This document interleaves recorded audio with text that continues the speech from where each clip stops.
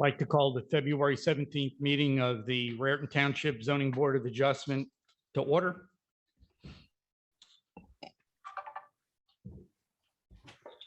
The notice requirements of the Open Public Meetings Act have been satisfied by the placing of a notice of this meeting on the bulletin board at the municipal building, filing same with the township clerk, and transmitting same to the Hunterdon County Democrat, the Courier News, the Star Ledger, and the Trenton Times. Amy, roll call, please. Zoning Board Chair, Mr. Roger Aarons. Here. Vice Chair, Mr. Kevin Cool. Here. Chair Pro Tem, Ms. Cynthia Schaefer. Here. Mr. Steve Farcio asked to be excused tonight. Mr. Randy Block. Here. Mr. Jim Ferraro. Here. Mr. Brad Perry also asked to be excused. Mr. Bill Cummins. Here. We have a new board member, Mr. Rasul Damji. He's going to be joining us at our next meeting. Board Engineer, Mr. Tony Hajar. Here. Board Attorney, Mr. John Drill. Here. Landscape Architect, Mr. John Morgan Thomas. Here. Traffic Consultant, Mr. Jay Troutman. Here. Board Planner, Ms. Jessica Caldwell. Here. Township Assistant Planner, Mr. Jeffrey Vaccarella. Here. And Board Stenographer, Ms. Jackie Clapp. Here. Are there any comments, announcements? Need a motion to approve. Oh, sorry. Yes, we need a motion to approve the absences. So moved, Randy Block. I'll Thank you. second it. Cynthia I Schaefer. have Randy and Cynthia. Chair, Mr. Roger Aarons. Yes. Mr. Kevin Cool. Yes.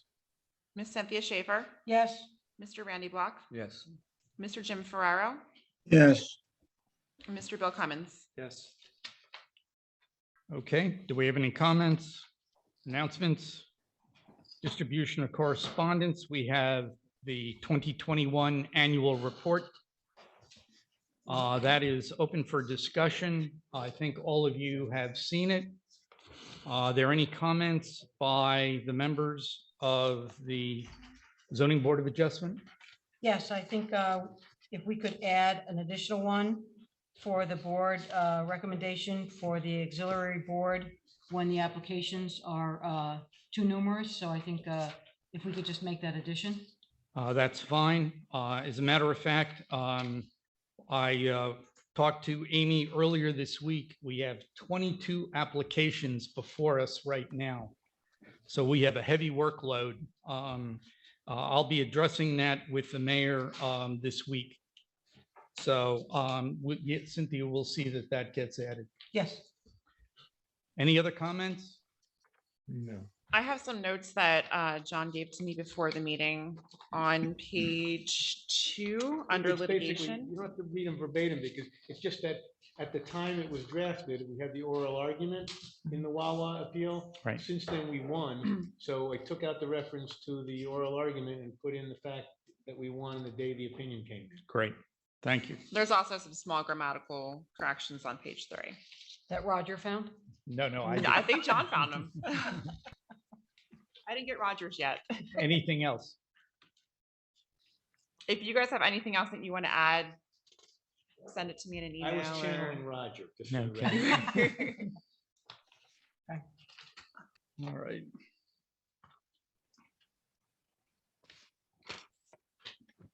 Okay, first application is BOA case 28-2021, applicant Michael A. DeLuise. The location is block 6.1, lot 2, 1 Honeysuckle Way. Application for a C variance, proposed pool in front yard. Okay, so Mr. DeLuise, why don't you come on up to the table? But did you send out notices to the 200-foot neighbors? I sent all the certified receipts from neighbors, businesses, and I was giving. I can't hear him. I'm not hearing him. Sorry. Sit down. You have to identify yourself. You didn't submit them ahead of time. Yes, I did. You did. Yes, The I certified have, slips? I have all the receipts from the bank, the post office. I have my letter from the Star Ledger. But can you? I have the letter, all the receipts certified for the businesses. There was No, 3. no, right. But did you make copies of all that and submit it to Amy ahead of time? No, I wasn't told. I was told to bring the copies with me. Okay, so we're gonna have to, we have to look at all that. Normally, if, when people submit it ahead, we can look at it ahead. and just Okay. say notice is No, I did fine. not know. I wasn't, in my instructions that I was emailed initially is bring them with me to Okay. show, and then if you had Can you just certified, just Yeah. give me everything? I give everything right here. So what I need a copy. John, of you it? want me to check those real quick? Yes, I tell you what, give them to Amy, but give me the notice to check the content of the notice and give her the. Right, you're gonna give her the thing from the newspaper. This. I need a copy of it. This is the newspaper. I understand, I need a copy of what you sent to all these people.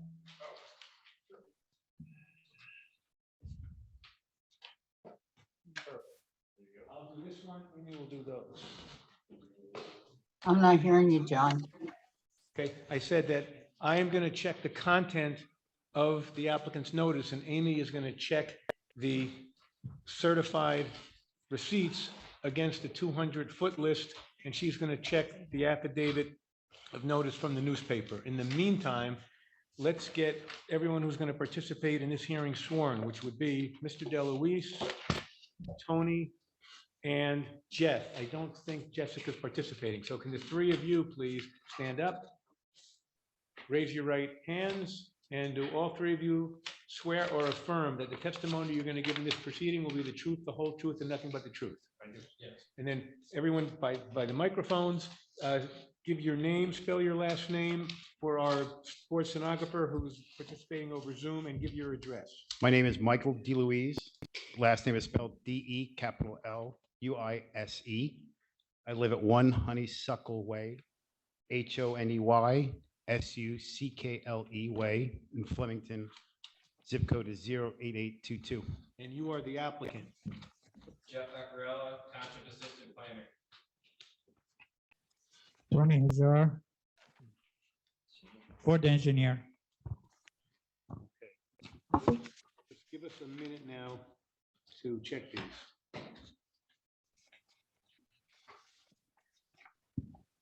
While we're waiting, Mr. DeLuise, the stenographer has a difficult time hearing through Zoom. So if you could speak into the microphone, As which such. you've been doing. Yep. And very slowly so she can transcribe it for us. Okay. Thank you. The content of the notice is fine. Hopefully you have copies of this because we need. Hopefully you have copies of these because we need to put these in the file. Okay.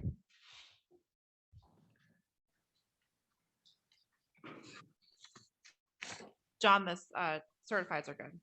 Great, okay, so the content of the notice is fine, and the certifieds are also fine, so the board has procedural jurisdiction over the application, so fairly informal.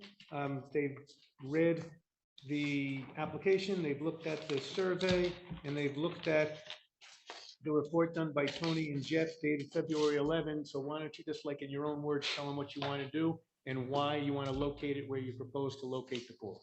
Okay, so what I'm looking for is to get the C variance is I'm looking to install an in-ground pool 40 feet by 22 feet wide with a depth of 9 feet, gradual up to 3.5. Due to the layout of my property, which is a corner lot, I have what's considered 2 front yards.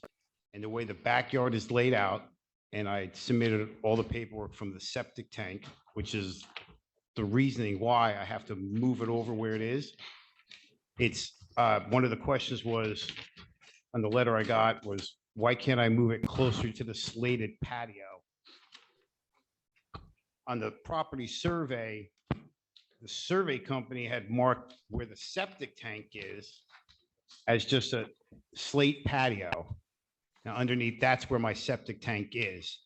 And then they did not mark down, there's a tree, a large tree, about 3.5 feet wide, that's right in front of it. And the drainage line from the septic tank runs down about 80 feet to where it's marked, the D box that drains off to the leach, I call it the leach bed.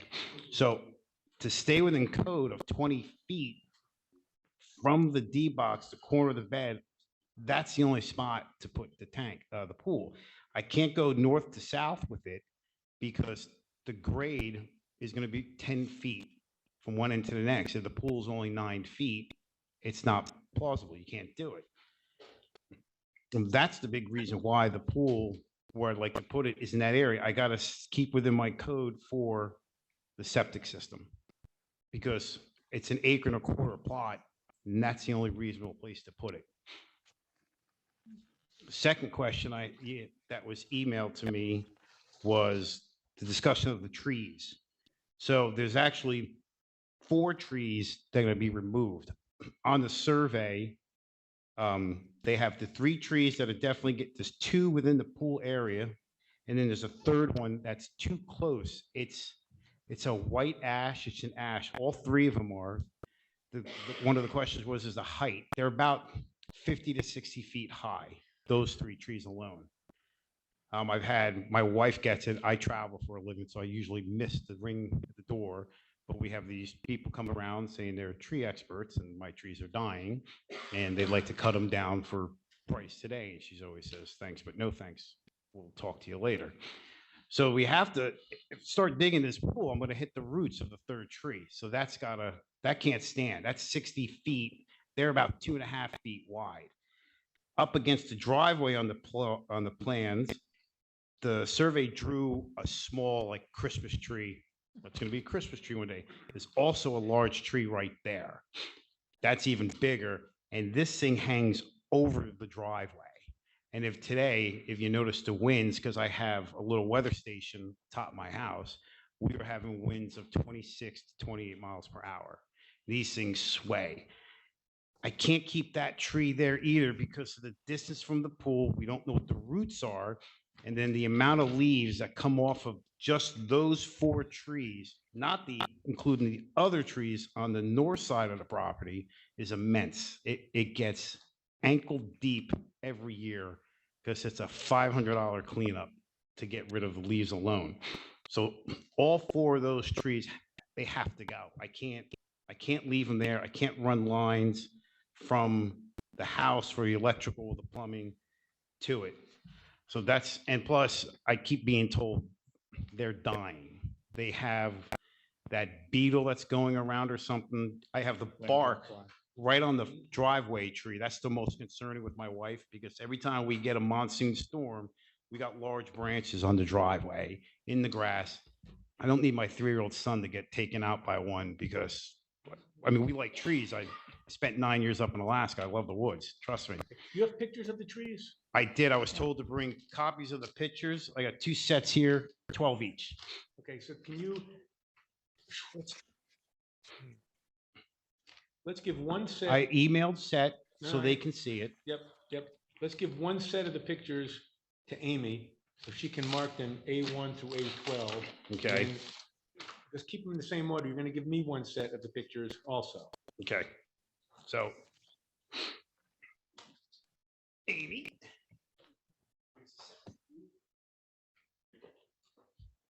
John, I think he means he has 3 different pictures, 12 sets, Oh. not 12 pictures. 12 total. I was told to bring 12 copies. Mhm. Yes. Of the 3 pictures. Okay. Yeah. Feel a lot better. So let's have the 3 pictures. 3. So here's another set. They're the same 2. I just had to bring 12 of them for everyone to see. Do you have 2 views or 3 views? The 3rd picture wasn't a picture, was. 2 views. Right, Amy? That I have 12 of those as well. How many? 2 views Oh, 2 views. Okay. but 12 2 copies. pictures of trees and then 1 of the pool All plan. right. So hand out all the pictures to the board members. Okay. And Amy, let's mark A1, the one where you can see more of the vehicle and you can see all the way down to the trunks of the trees. And mark A2, the picture that's showing up into the leaves on the trees, okay? This is the one in the driveway, right? Yes. Okay. And then here's the 3. Yep.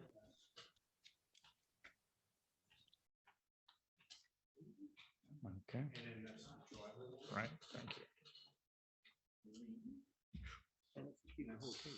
Driveway. Anybody else over here?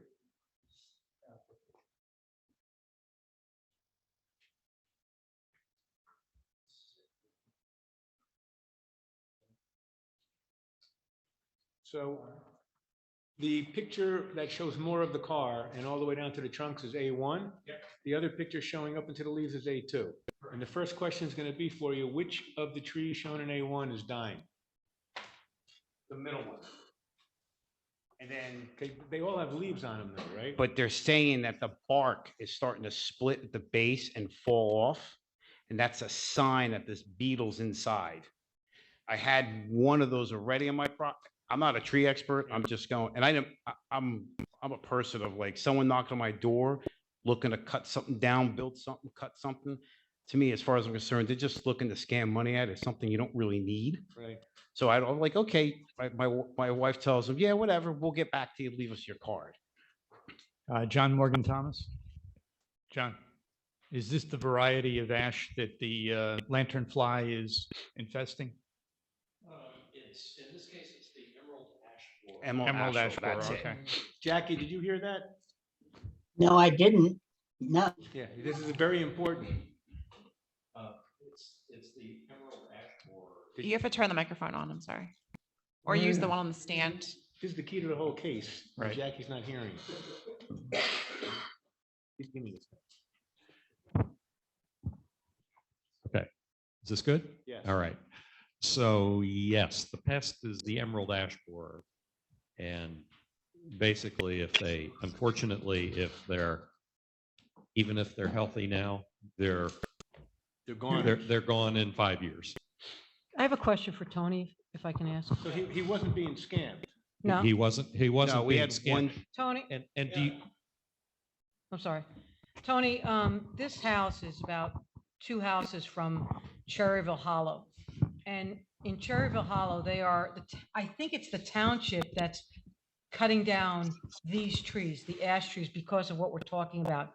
Would you know anything about that? I know they have been cutting a lot of trees. I'm not sure about Cherryville Hollow. Yeah, they've definitely been doing it there. Yeah, Okay, Who in the Public- township would do that? Public Works. all right, thank you. we've already lost, I already had it taken out, one tree in that by the street. Because when we were like, once again, it was 1 year, we've only been in the house 3 years, this is going on our 3rd year. Mhm. 1 year, things got tons of leaves. Next year, not a leaf comes up, getting a knock. I finally get a couple. Let me see if it's true. I have a crew come in, cut it down, and the base area was all hollow. It was all eaten out. Mr. DeLuise, the 3 trees pictured here Yes, are the 3 trees that are on that's correct. 2 in the location of the pool, one where the diving board would be, I guess. Yes, that's correct. Those are the trees, correct? Yes, and then there's the second picture.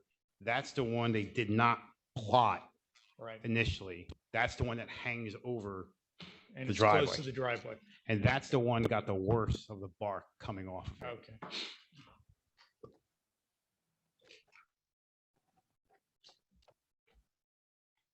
Do you guys have questions? Because there's other questions, for the trees. Continue? Okay, sure. Give him the mic. Give him the mic, give him the mic. I guess the southernmost tree on the picture, is that being removed? All of them are. I'm not hearing All of that. them. You gotta get that mic on. Jeff, just take the one from the stand. Give it a whack. That's what I did. There you go. Jeff, take the other mic.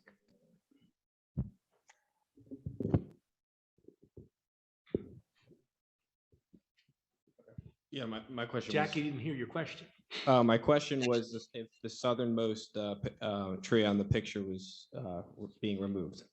And I answered, they all are. You can see the stump of one of the, actually 2 trees we had to take out because they were dying. That's on the bottom of that picture with the That's 3. A1. We Yeah, see that, right? A1. Yes.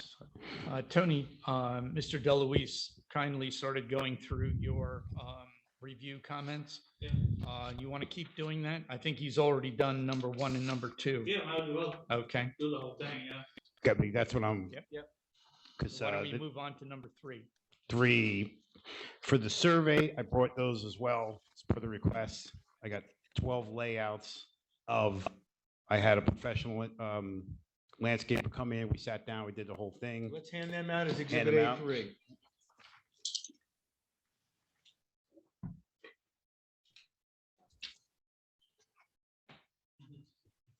And Jackie, this is going to be a color rendered lens.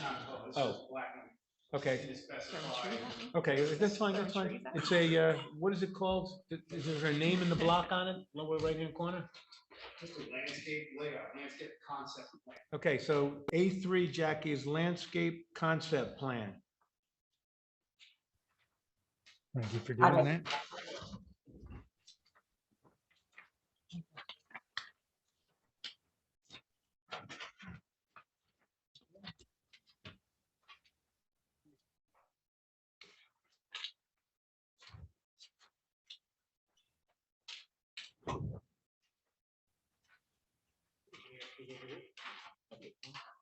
Thank you.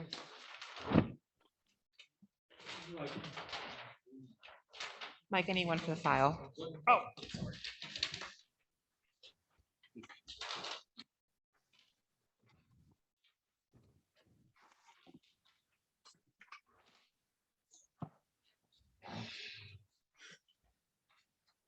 So the applicant has submitted this landscape concept plan in response to item number 3.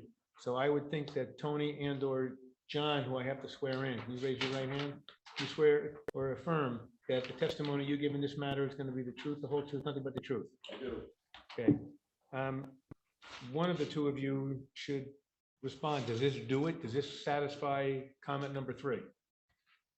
I don't believe it does because, again, this is just around the pool. It's not the property line. We're like, So what are you looking for in your comment? we're looking to screen the pool From Honeysuckle Way? Honeysuckle and Sawmill Way. Sawmill Way is not a problem.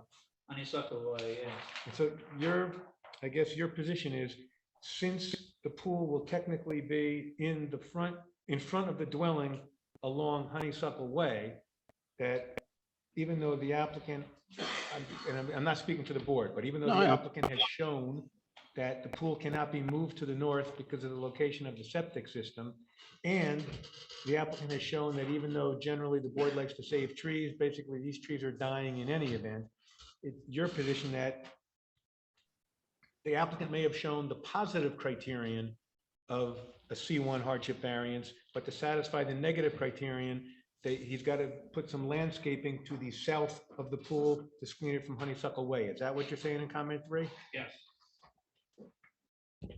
So, okay, so you want it down along the street. Can I make a suggestion at this point? Take a 5-minute recess. So this doesn't have Sounds to be good. done on the record. You two, with John Thomas, just go over there and talk about it. If you can come up with something that satisfies them. Well, yeah, I can say, I can put shrubbery right there. Right, but I'm saying, instead of taking their time, just go right now. Can you take a Yep. 5-minute recess? Come Okay. back at Work it out, try to work 7:30. it out over there. If you work it out, come back, and Tony says he likes it, I think the board's gonna. Calling us back into session. Jackie, you ready? Yes, I am. Yes, Okay, so for the record, the board took a recess. Tony Hajar and John Thomas sat down with the applicant to review items 3, but my understanding is they also went over items 4 and 5. Is that correct? That is correct. Okay, who is going to report if an agreement was reached? Okay, why don't you do, yeah. Go nice and slow, and John Thomas is going to take notes and give me a condition from what you say. Okay, so item 3, we agreed to put 6 arborvitae, green giant, around the pool to screen from Honeysuckle Way. And since he's screening from Honeysuckle Way, he could leave the pool filter where he's proposing it because it's going to be screened anyway. Where So that's is- number 4. Okay, I know, but where is that pool filter shown? Because it's not shown on the plan, the location survey, is it? Or am I Yeah, missing it is. It's on the landscaping plan. So it's on exhibit A3. Yep. Can you show it to me?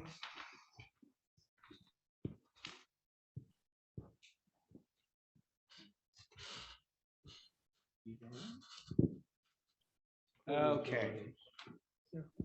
Okay, so that also then takes care of item 4, you're saying. Those are the pool filters as shown on A3 and remain in proposed location. That's what you're saying? Yes. John, Okay. where is that going to be located, the filter?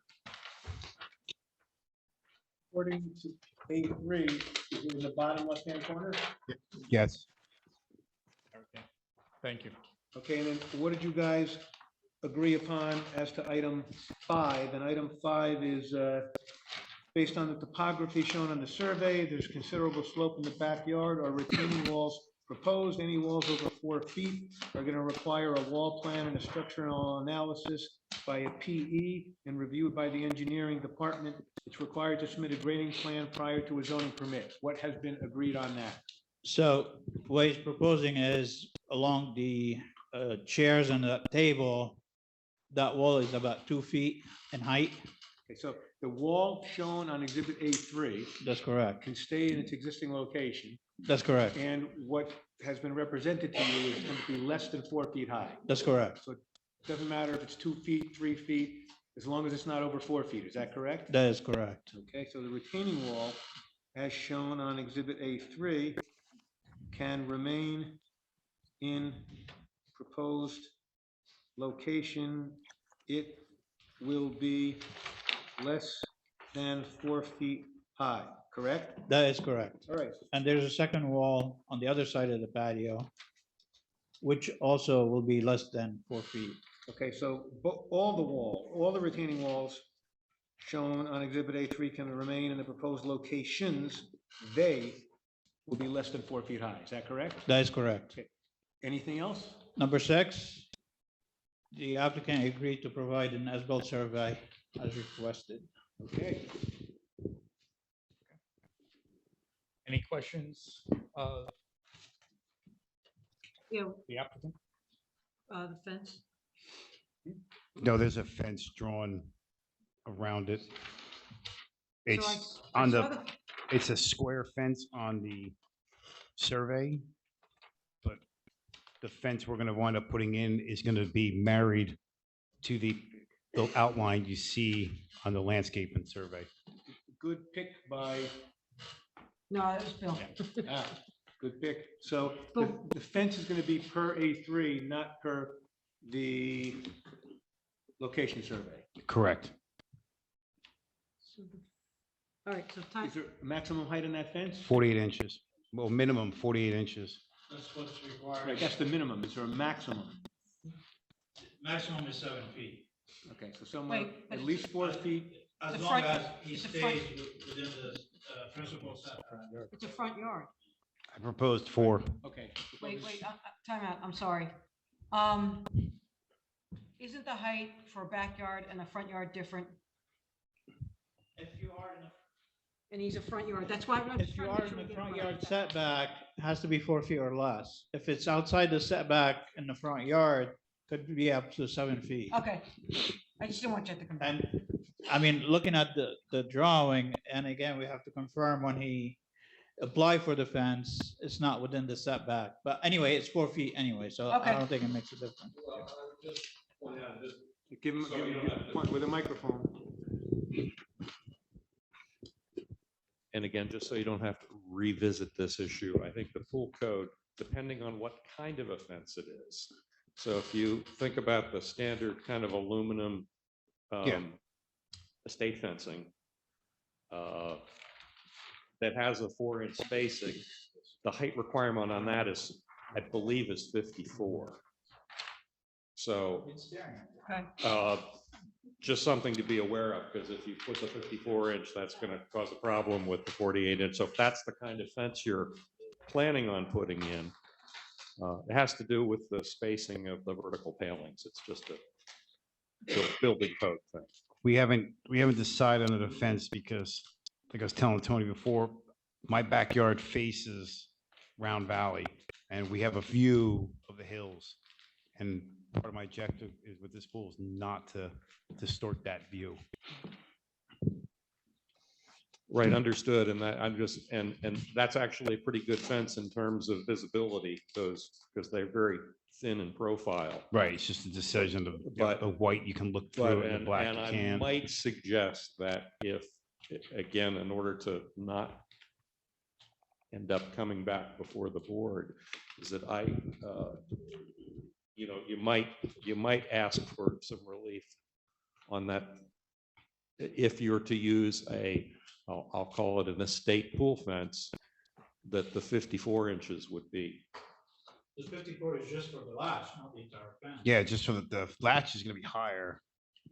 I don't believe that's the case, because it's the spacing between the horizontal. My understanding is the latch is a 54 inch, everything else is 54 gauge. Well, okay, I'll. I have no clue. Don't look at me. Even if you propose that. Yeah, he's outside the setback. Oh, he's outside the setback. I'm Yeah. sorry, I misunderstood. Never mind. Oh, Okay. Okay, so I'd like to say the fence, I'd like, rather than say the fence shall be 4 feet, I'd rather say the fence shall not exceed Oh, 7 feet? 7 feet. okay. And then it's totally up to him, because then he. Again, if it's in the front yard setback, it cannot exceed 4 feet. Is it proposed in the front yard setback? Well, No. you can't really tell because the two drawings. Okay, how about this? Fence shall not exceed 7 feet if it is not in the front yard setback. If the fence is in the front yard setback, it shall not exceed 4 feet. How's that? Okay, How Okay. far is the setback? 50 feet. From- 50 feet from the street? property. Probably not. Okay, I got that. I got 80 feet. Yeah. Okay. Okay, so I'm saying I got 80 feet. Even going off of the survey, I got 80 feet. That gives you options. Okay, I think that we've, You have 74.09 according to your survey from the property line to the house corner, right, driveway. yes, Yeah, 74.09. So the fence could be extended up to 50 feet, which gives you 24 feet from that corner. to play with. I'm going to make a suggestion to you, because the board has unfortunately had people have to come back to them lately. Get a surveyor to stake out the fence. Don't let whoever your fence installer is, don't let that person tell you, oh, don't worry about it. Okay, since you're going to do an as-built survey anyway, it's not going to be that much more money to have the guy come out and stake out and run strings. Run strings where the fence is going to go and run strings where the pool is going to go. And then you will not have a problem, have to come back here afterwards explaining that this guy made a mistake, that guy made a mistake. Okay. Oh. I'm not going to put that in the resolution unless you guys want me to. No. I have a question for John Morgan Thomas. John, just trying to be, John, take the microphone before you answer. this is just a thought, okay? Says he's only been here 3 years. There's a herd of deer up there, Big time. herd, okay? I'm sure. Okay, so all I'm asking is, he's put down specific trees and bushes. If it turns out that they are not deer resistant, does he have the flexibility to change them? Yes, I mean, he has, and I didn't look at his landscaper's drawings in detail. The trees that I recommended on the plan, the green giant, only the green giant arborvitae are deer resistant. Okay, That's what we plant. There are many other kinds of arborvitae that the deer will demolish. So that's why I was being specific about the variety. I would ask your landscape contractor, because there's some existing planting on there. I would double check with them and make sure everything else is deer resistant, because in glancing, I looked at a few things outside of the fence that may be a problem. Yeah. So. Yeah, no, we have, because I count them. We got about 16 running around. yeah, I'm up the hill from you. Are you? Yeah. Yeah. It's like, I'm always like, what's the hunting laws? Okay, thank you, John. Great.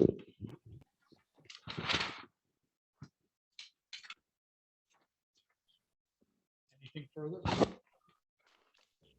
No, sir. The only other question I had is I just want to make sure that I have to be, per the code, 20 feet. The water edge of the pool has to be 20 feet from the D box. Is that correct? Or is it- Tony? I gotta look it up. We don't do the septic in town, says the Hunterdon County Health Department.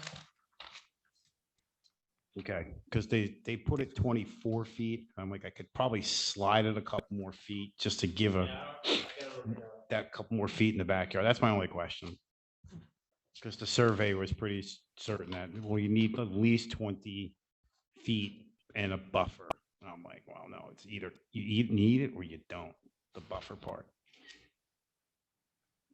Any more questions from the board? Mr. DeLuise?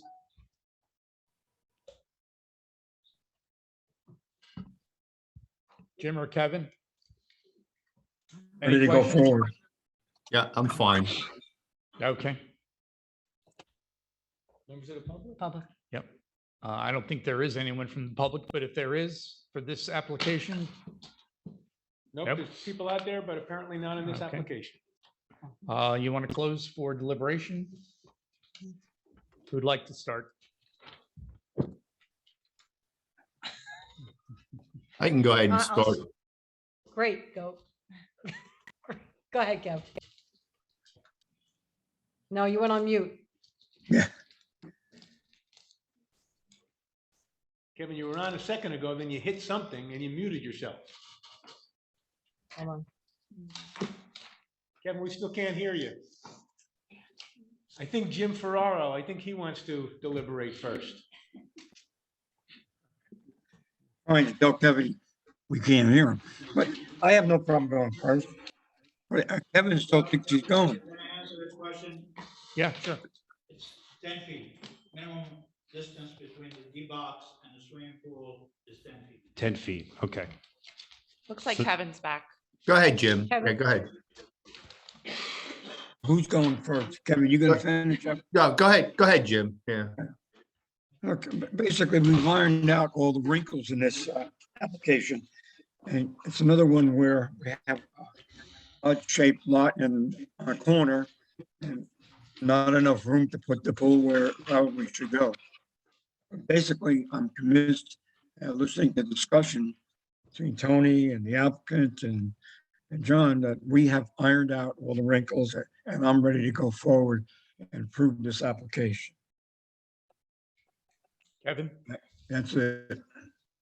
Yeah, I visited up to the site yesterday afternoon late and it's a unique scenario with two front yards and somewhat of a limited area to put the pool. I understand the emerald ash borer and the ash trees, which is happening all over Hunterdon County. That's common everywhere, but hey, all else said, some of the details, it's a good workable plan with some landscaping details. Only other question I probably would have, is there any lighting plan or anything for it around the pool or at this point? Right now, the only lighting is what's going to be in the pool. In the pool, okay. We're also planning on just replacing the existing deck. And we're going to have some lighting on the outside of that deck and that's it. Because right now, we have no plans of running any type of electrical.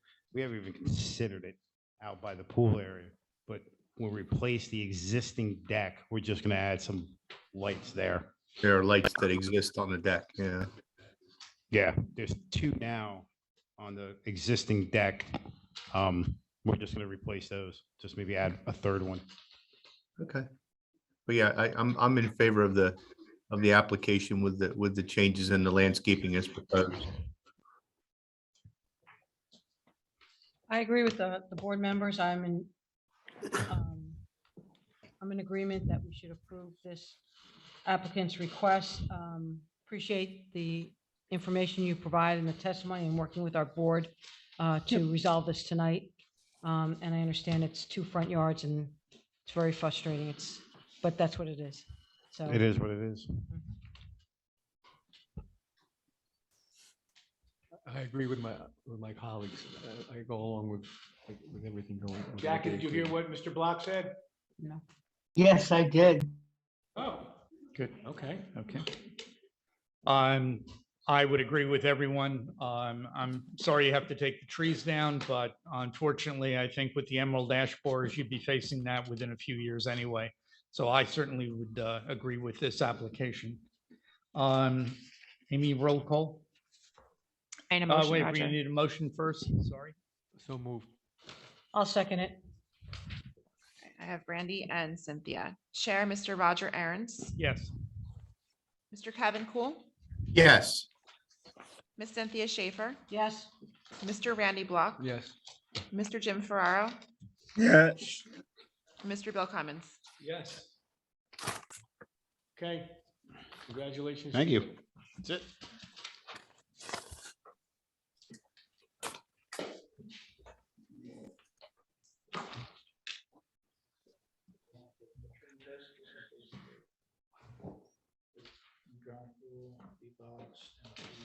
Tony, why don't you do that with him? Let's clear him off so these guys can get set up. And he's showing in the back when they're getting set up.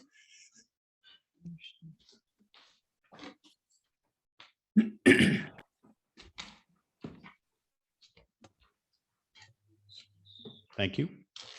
Well,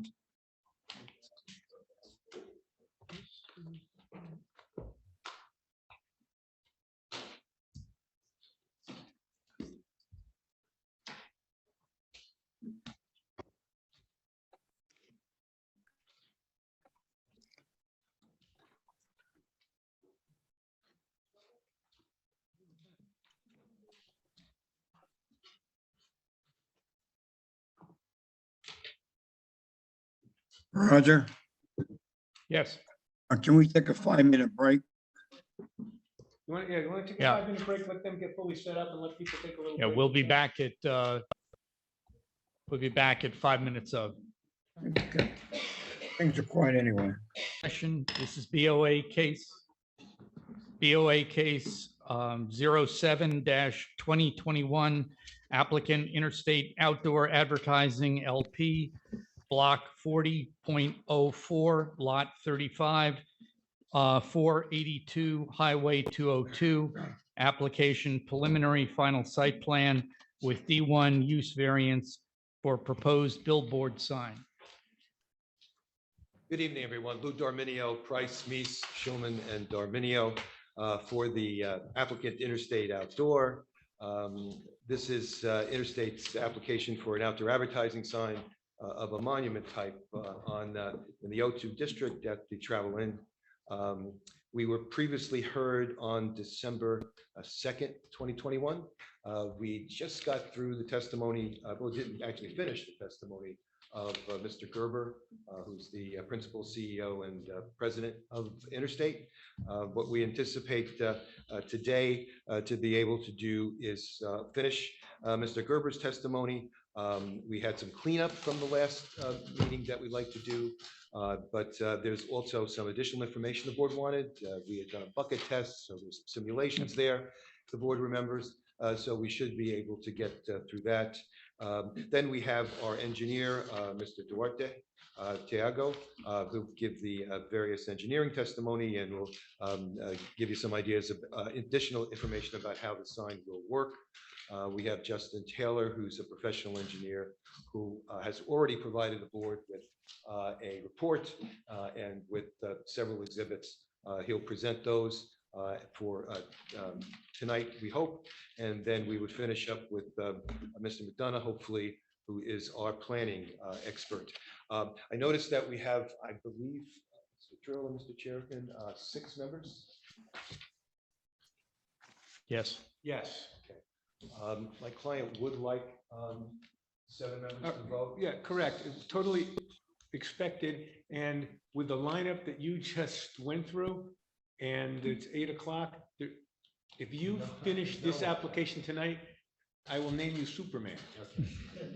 So it looks like we're going for another night, and we'll Right. talk a little bit about that. We'll put on the Right, record. just for the record, I don't want to forget. So we have, the board's been meeting twice a month for 2 years. And just so you know, the board is trying to get the township to create a supplemental board. Under the MLUL, you're now allowed to have a supplemental board. And what they're trying to do is get the supplemental board to take all those homeowner C variance cases, and that this board would take, all the heavy lifts. And if that's able to be done, then they still might have to meet twice a month, but they can process these big applications a lot faster. So that's one of the things you heard that's going into their annual report. And you also heard that the board chairman is going to be talking to the mayor about that. That's number one. Number two, the board is totally booked through April 17, but on April 17, April 21st, John. Oh, April 21st, I'm sorry. On April 21st, there is an application, but because that applicant has been lagging, even if he does get heard, we're not going to give him the whole night. So this will be continued to April 21 without need for further notice. And as I discussed with you, I want to get an extension to May 31, just in case there's some, strange weather event and the thing gets shut down and yada, yada, yada. No problem. Do you need that? Put it on the record. Put it on the record. You put it on the record. I just spoke to my client, Yeah. Mr. Gerber, consented to that. So that's May 31, Right. 31, right? May 31 is the extension. Amy, do you need that in writing, or is it all right to just put it on the record? Writing, please. I'll do Okay. it. I'll do it. Okay.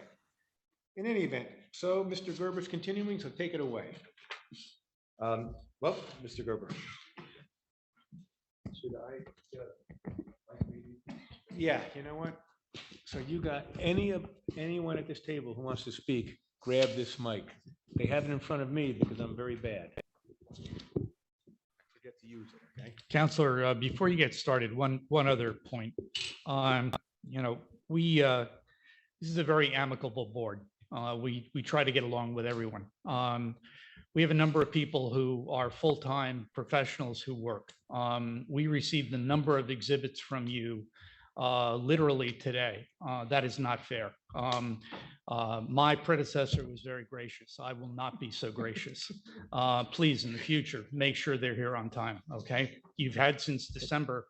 I'd like to see things come, not at the very last minute, if you would. That is absolutely valid, and we heartfully apologize, and we will not have that happen again. We had some issues, but that's our fault. We Nothing that understand. you did, and we understand your professionals and the board. And as I always said, you're volunteers, and we're very cognizant of that. We're all out here getting paid, and you're just doing it for the public. Thank you. And we do appreciate that. Thank you. Can I ask you something? It's so Yes. hot. Can I please? No, not at all. Take a look at me. I'm jacketless. And I'm filmed.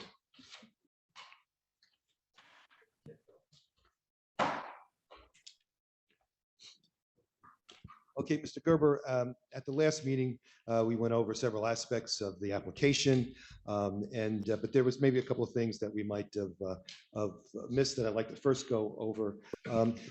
First, with regard to the operations and maintenance of the digital sign, how will the messages change?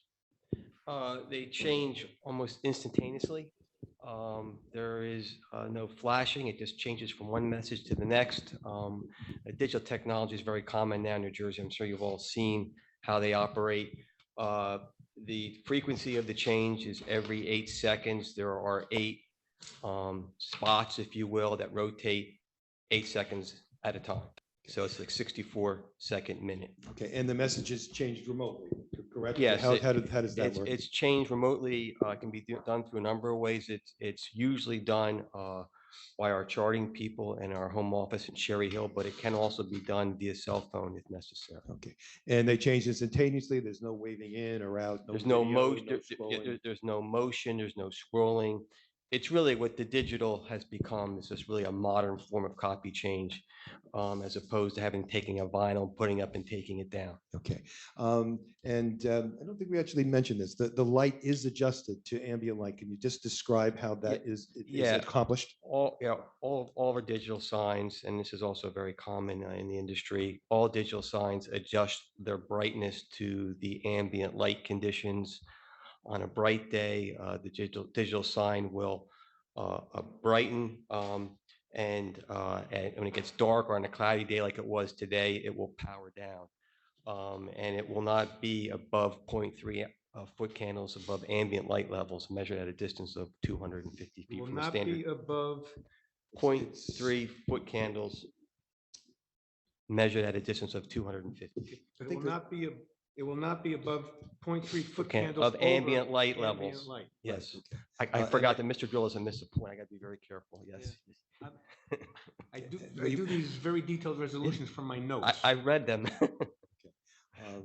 But we'll provide you with a transcript, Mr. Jones. Let me remind you, gentlemen, I don't like this. No, actually, for a sign this size, it's 187. Yeah, the 250 is for, and we'll have an engineer testify. Yeah, it's for the to standard this. 14 by 48. 14 by It's 48 actually is less just than that, but it's yes. please remember to speak slowly and distinctly so our stenographer can hear you. Yes, sir. Okay, you had previously indicated that. Hold on for a second, because Jackie is upset. Yeah, Jackie, I know. Right. You're talking two at a time. You're talking too fast. Slow it down, wait for each other. How's that, Jackie? Okay. Sorry, Jackie. So what she said was, she didn't get the whole thing over the size because you guys were both talking. So do that again, slowly, one at a time. Mr. Gerber, would you explain for the record how the light is adjusted to the ambient light? No, Yeah. she got all that. She got that? Yeah, the size of the sign, the 14 by 48, Oh, the okay. 250, whatever. Someone said something about that, so it's got to go in the transcript. Okay. All right, why don't you correct the record? Sure. The adjustment to ambient light levels at 0.3 foot candles measured at 250 feet is for a typical 14 by 48 digital billboard. We have an 11 by 36, so it would be, it's less, I believe it's a little bit less than 200 feet, but our lighting expert will be able to give you the specific distance. Okay, now, I get it, and I assume she gets it because she's not calling back. Okay, We don't want her to call back. that's scary. Okay, also, what's the frequency of physical contact with the location once the sign is erected? Yeah, once the sign's fully constructed and operational, if we have to go to the site more than 4 times a year, that would be a lot. Would be for some minor repair to the one of the modules or something like that, but it's usually never more than 4 times a year in our experience. And what are some of, we've talked about some of the benefits to the municipality, and we went through that already of digital and the flexibility of digital. But what are some of the other benefits of digital, say, to the operator and advertiser? Well, to the advertiser, it's because it's electric and it's illuminated. There's no vinyl. You're not generating any waste with respect to vinyl copy changes. There's no one climbing up on the sign, except in those rare occasions where you need to do some minor repairs. And in terms of to advertisers, it gives some flexibility there in terms of the timeliness of advertising, correct? Yeah, for advertisers, digital and the ones who use it properly is really a great tool. Restaurants can have specials in the morning, specials in the afternoon, dinner specials. They can make all these changes where before with typical vinyl copy, you were kind of stuck with that copy until you went and changed it, which is a very expensive endeavor. Changing messages on a digital sign doesn't cost anything. And it's also that flexibility of being able to change messages is why it's such a great tool for municipalities to use for public service messaging that we discussed last time, whether it's a fundraising for a fire department or police department, or for letting the public know about festivals and other important matters in the town, in addition to the emergency messaging that we discussed, where we can immediately override the commercial messaging to provide the emergency messaging. And I believe last time we didn't have enough copies to hand out of those types of messages, both the public service and the emergency messaging. So if we can hand those out to you Before now. you hand them out, is this what was marked last time or not? It was, but we didn't have copies to hand them out. I understand. I just Yeah. want Yeah, to check and, my mark. Is that, so that's exhibit A4. No. Exhibit A4 was emergency protocol. That, A5 was a package of a series of samples of emergency messaging and municipal use. Is that, so you're handing out copies of A5? That's correct. So this has already been marked. I already have this. And I believe it was already reviewed, so Have it in the we don't folder. have No, to do that again. it's been submitted into the record, yes. Thank you very much. Okay, it was only one of them. So-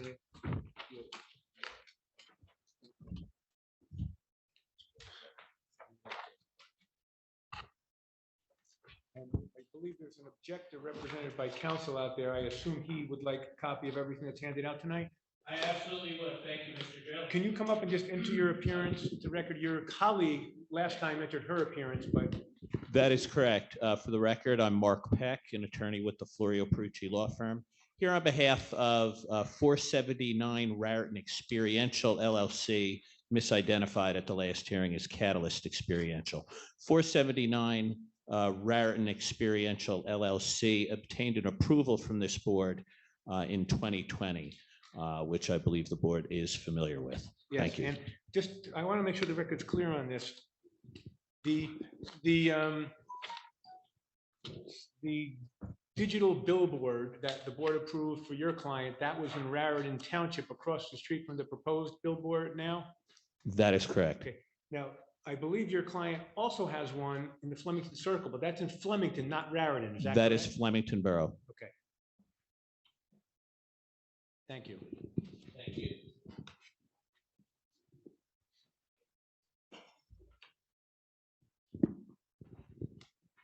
Okay, and in terms of the technology and the presentation, that also has some benefits in terms of the superior presentation as well, correct? well, yeah, the digital displays, just the copy is brighter, it's easier to read. It's just a more effective and clear way of communicating.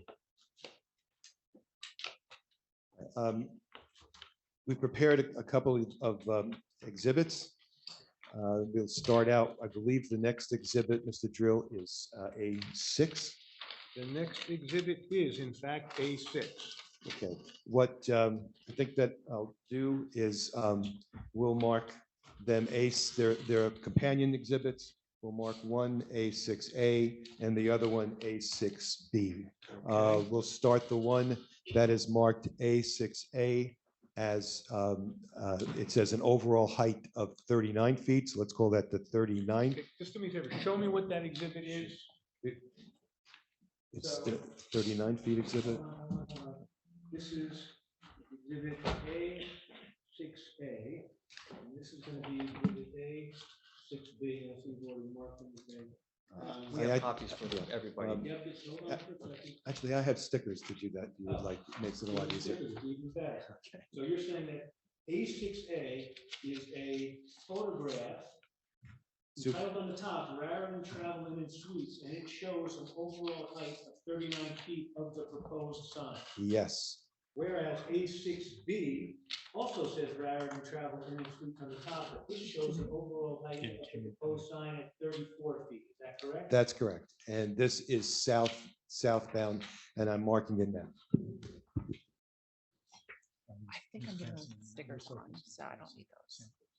No, just the ones that have stickers. Oh, there's no stickers on those? Okay, Amy, Mr. Dominio is going to give you. he has the stickered ones. Right. He's gonna Okay. give you the sticker one. Yep, okay. No, Nope, just correct. Thank you. Thank you.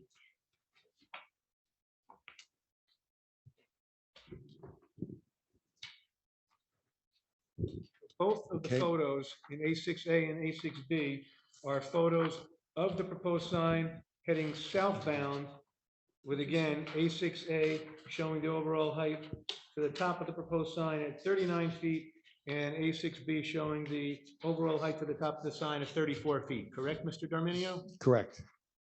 Okay, sorry. Would you give that to Mr. Oh, you did. Mr. Gerber, would you describe these two exhibits, 6A and 6B? What is the purpose of the exhibits and how are they prepared and what do they depict? Okay. Okay, these two exhibits were generated as a result of a request by the board. They wanted to see what Route 202 would look like with both proposed signs. So both signs obviously have not been built. So we superimposed the sign location across the street that's been approved. And then we superimposed our proposed sign at the subject property. These were scaled off in our office and reviewed by our engineer, who will provide the foundation that they are to scale. And so the reason why there is two of them is because after we did the bucket truck the second time, and after we rode all of the areas with all of the leaves off the trees and really saw the whole site again for probably the 10th time, we realized that we could lower the sign 5 feet than what we originally proposed. And we'll get into more discussion about that when we get to the exhibits regarding the pictures that we took during the bucket truck test. But basically what these two exhibits show is how this is going to look when both these signs are built as they have been proposed.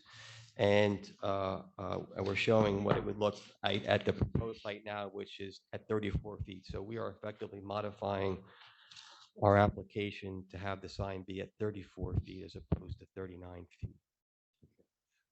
And let's call it, for a lack of another term, we'll call it the catalyst sign, because I think it's generally known as that. It's not catalyst. It's not catalyst. It was different. It was Raritan experiential. All right, I'm just going to Raritan. call it the proposed sign across the street. It's just easier to say. I'm sorry, John, I have one question. Since everyone in the room has a copy of this, could we spin the easel? I have about 5 or 6 people from the public online. Okay. And I can zoom in for them. I thought there was electronic copies sent to them too as well. The or- board members, but not the public. Oh, I There's got it. people from the Got it. Okay. You spin it like that, and then Amy will take care of focusing the camera.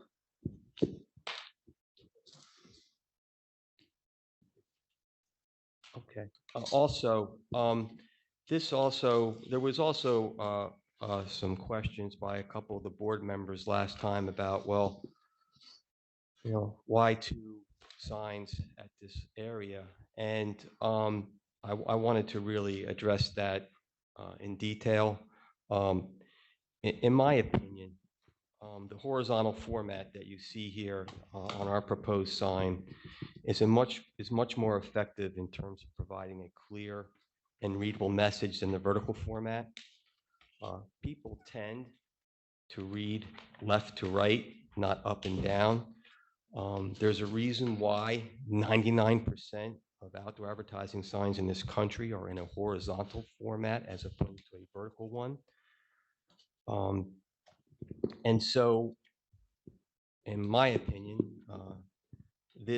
our sign will be much more effective in communicating emergency messaging to the public and providing effective public service announcements. The copy is easier to design. Again, the advertising industry are experts in communicating messages, and that's the reason why so many of these outdoor advertising signs are in a horizontal format as opposed to a vertical one. The other point I'd like to make is both the approved sign across the street and our proposed sign are at the eastern end of the township. When municipalities enact ordinances to provide for billboard areas or overlays, they typically concentrate that signage in one particular area of the township. And one example that came to me is Oakland, New Jersey. They picked a specific section on Route 287 at the southern end of their township. They didn't spread the signage all around. They kept it concentrated in one area. Approval of our sign application will effectively accomplish the same thing as a billboard overlay zone. And my reasoning for that is the New Jersey Department of Transportation outdoor advertising regulations that require that digital signs be spaced 3,000 feet apart in the same direction along the same side of the highway. By having these two signs approved along Route 202, there will not be, because of the 3,000-foot spacing requirement, there will be no other digital signage from this area to the end of the township to the eastern border with Reddington. To the west, it almost precludes all opportunity for signage, digital signage, all the way to the Flemington Circle because of that project that was referenced before. The digital project is going to require 3,000-foot spacing. So there is really, for well over a mile plus, there is literally no chance or opportunity to build another digital outdoor advertising sign in this area. There is no variance procedure with the New Jersey Department of Transportation. You meet that requirement or you do not. What about the southern end of the township, on Route 202-30? Once you get to the other side of the Flemington, of the circle, Yeah. that is dependent upon what permits are out there and what property owners would want to have a digital sign on their property. I'm talking about in this area Yeah, here. but one of the questions you were specifically asked last time was, if there's already one gateway entrance to the township with one of these digital billboard signs, why have a second here? Why don't you guys propose a gateway entrance at the southern end of the township rather than double up here? Well, a couple of reasons. First of all, I did explain that I think that in this area here, our digital sign is a much more effective, in my opinion, much more effective communicator and much more effective providing public service and emergency messaging than the sign that was approved across the street. That's number one. Number two, again, I referred to the fact that in most municipalities, they tend to concentrate the signage when they do overlays in one particular area. They don't do it throughout the municipality. So I felt that fit that how typically our municipalities operate. I'm not simply pointing out as an example of what some do. Right, but that's if they were going to do it by ordinance. Correct. All this stuff is being done by variance because billboards aren't allowed in the township at all. Correct? That is correct, but the result is effectively the same. I mean, it's a different way of skinning the cat, but you get to the same point, I guess is what I'm saying. Okay, the next is that, the other thing on this photo is that there was an elimination of a sign as well, Yes, correct? there's Talking about 6A and B. Yes, and we'll just talk about 6B since that's what we're proposing, but it's the same on both. We are removing the separate existing hotel identification sign on the property and affixing that to our structure so that sign will now be removed. There won't be two signs there. There'll be just our sign with the travel sign affixed to it. The Sinbad restaurant sign will remain. And also I want to go slow on this. I see on your base, you now have the travel in sign. So you're saying you're going to remove the hotel sign from where, and it's going to go on your base. Where is it now? It's located it was located right where this is. So it's just coming up and being put onto here. Okay, and where is the Sinbad restaurant sign located? It's located to the east. I'm going to guess, I'm sure engineer can give you the specific distance. I'm going to guess it's 100 feet, 150 feet. And I'm just curious, I'm not suggesting that it's a good idea or a bad idea, but why isn't that sign also being relocated to the base? Restaurant is not interested in having their sign relocated, nor is the hotel owner wanting to have the two signs together on the same structure with our sign.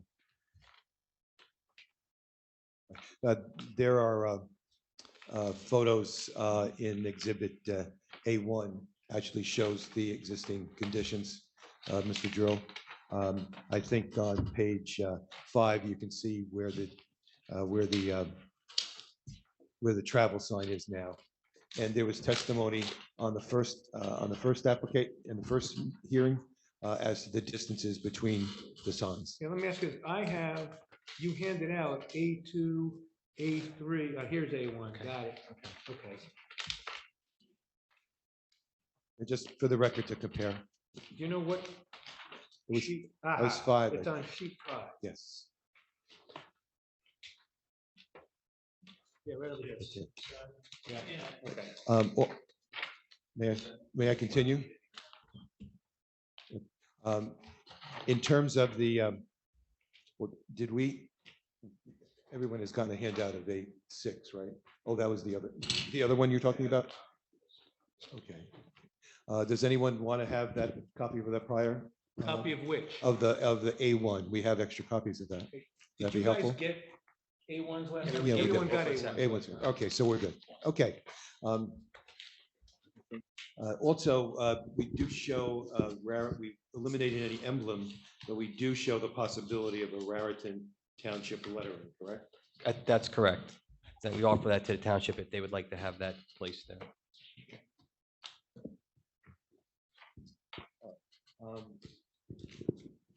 There was also a discussion last time on our record with regard to a bucket test. There was a request from the board. Actually, it was a balloon originally, but we try to accomplish the same effect in a more effective manner, actually. Can you describe what that was and how that was effectuated? Yeah, we scheduled a bucket truck for the property, raised the bucket up to 39 feet, taped it to show a tape measure. I believe township engineer was there to confirm that it was at the proper height of 39 feet.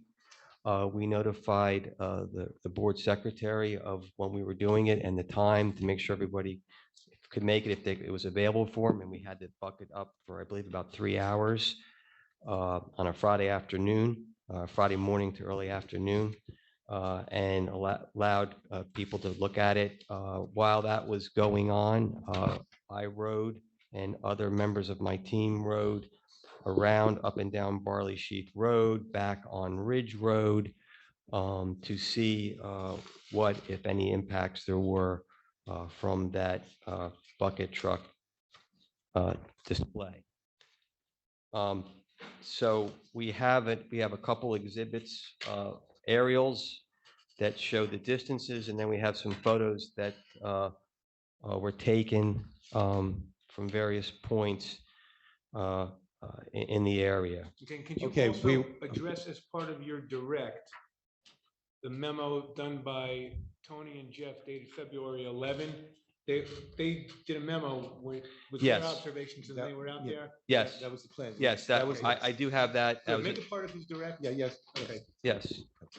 Well, so the next exhibit is A7. A7. We'll also make that a double exhibit, A7A and A7B. Just for the record, the A7A talks about along Ridge Road, along Barley Sheff Road. For Jackie and for the board, read what is Okay. written on the exhibit. A6A is what? No, it's A7. A7A. Oh, A7A is what? Aerials of properties on the east side of Route 202 along Barley, I'm sorry, is that Sheep? Barley Sheaf. Barley Sheep Road. Okay, and then read for the record what's going to be marked as A7B.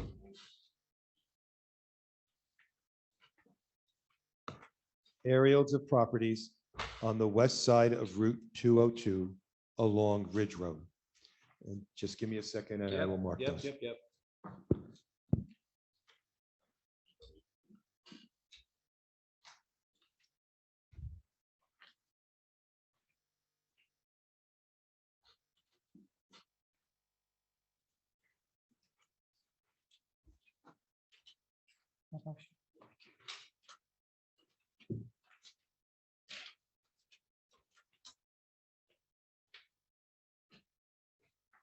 Thank you.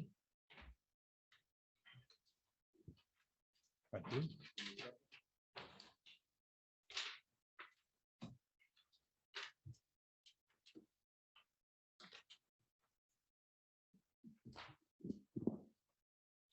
Okay, so you're now handing out A7B.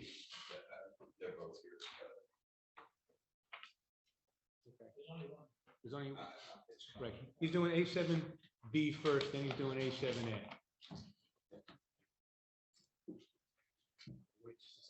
Yeah, just, yeah, let's wait.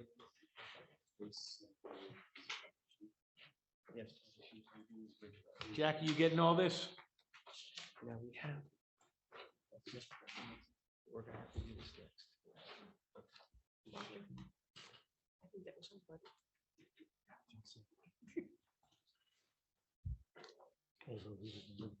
No, we didn't.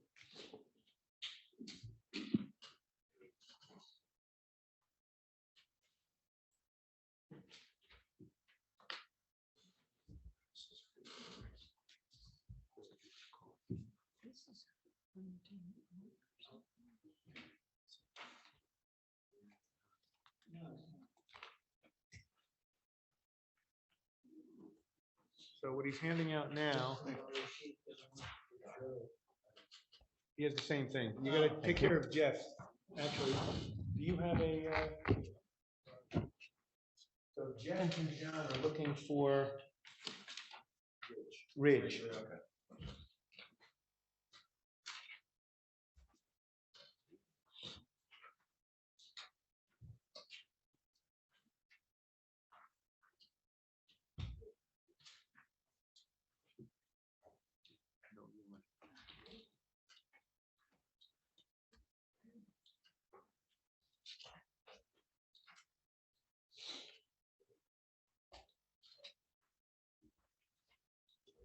We're good. Yeah, we're good. You have two out there?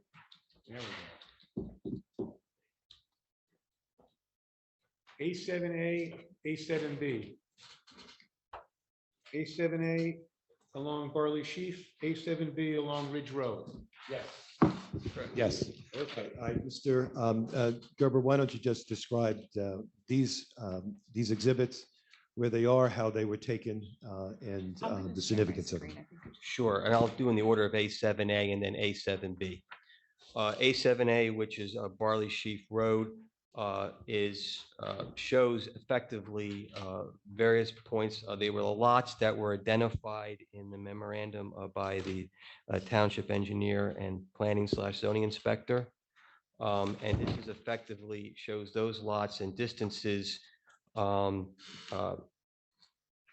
behind the sign, behind the proposed sign. And so that's this exhibit. I do have photographs from certain points here that we'll get to, and it will be A8, but let me first just explain these two exhibits, and we may want to go back and forth between them.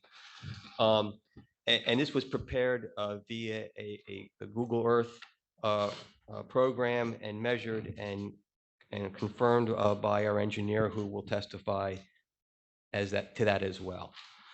Same process was used for A7B, taking to the lots over on Ridge Road, and showing the measurements from the proposed sign to the lots on Ridge Road. And then we have the next exhibit, which is going to be marked as A8. Yes. And it consists of 1, 2, 3, 4, 5 pages, with a cover page, which is A8. That exhibit is called Raritan Travel-In, View of Bucket Truck from Various Viewpoints, Barley Sheaf Road at Temple, between 5 and 7 Ridge Road, behind the storage facility. Thank you very much for that. I'm making that A8. We're learning. Okay. Okay. Yeah, these are the tabs. Thank you.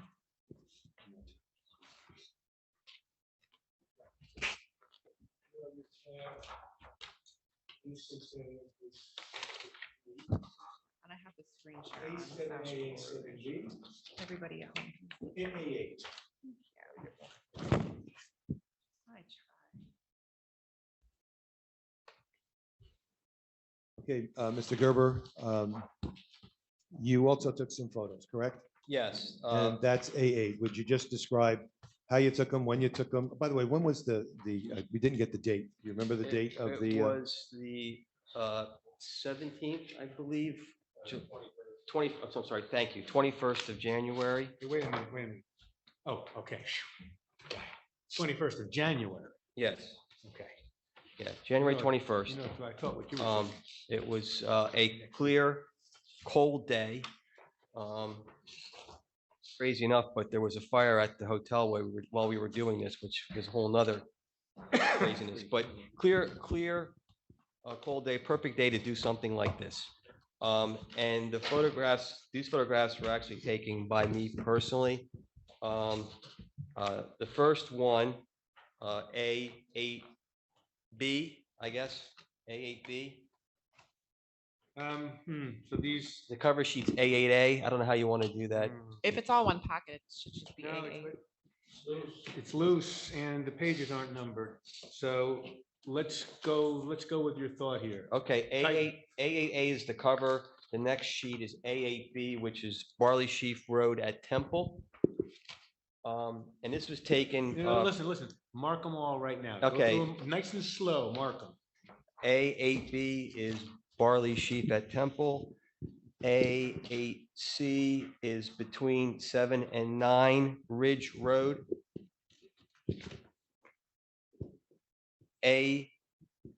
A8D is behind the storage facility. And A8E is the tree line between the Okay. houses on Ridge Road. right, so But it's hold called on. the tree line between houses and storage facility, but what it is it's the tree line between the houses on Ridge Road and storage So facility. whoever handed out the exhibits, please give another one to Tony Hajar. This one only has 4 sheets in it.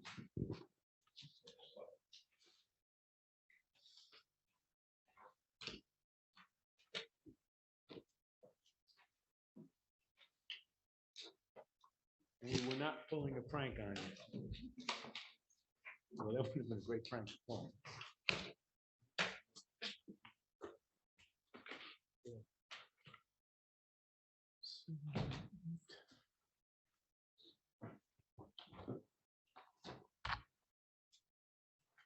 Mr. Gerber. Could Yes, sir. you please tell us on A7B, we have lot 92, lot 91, lot 90.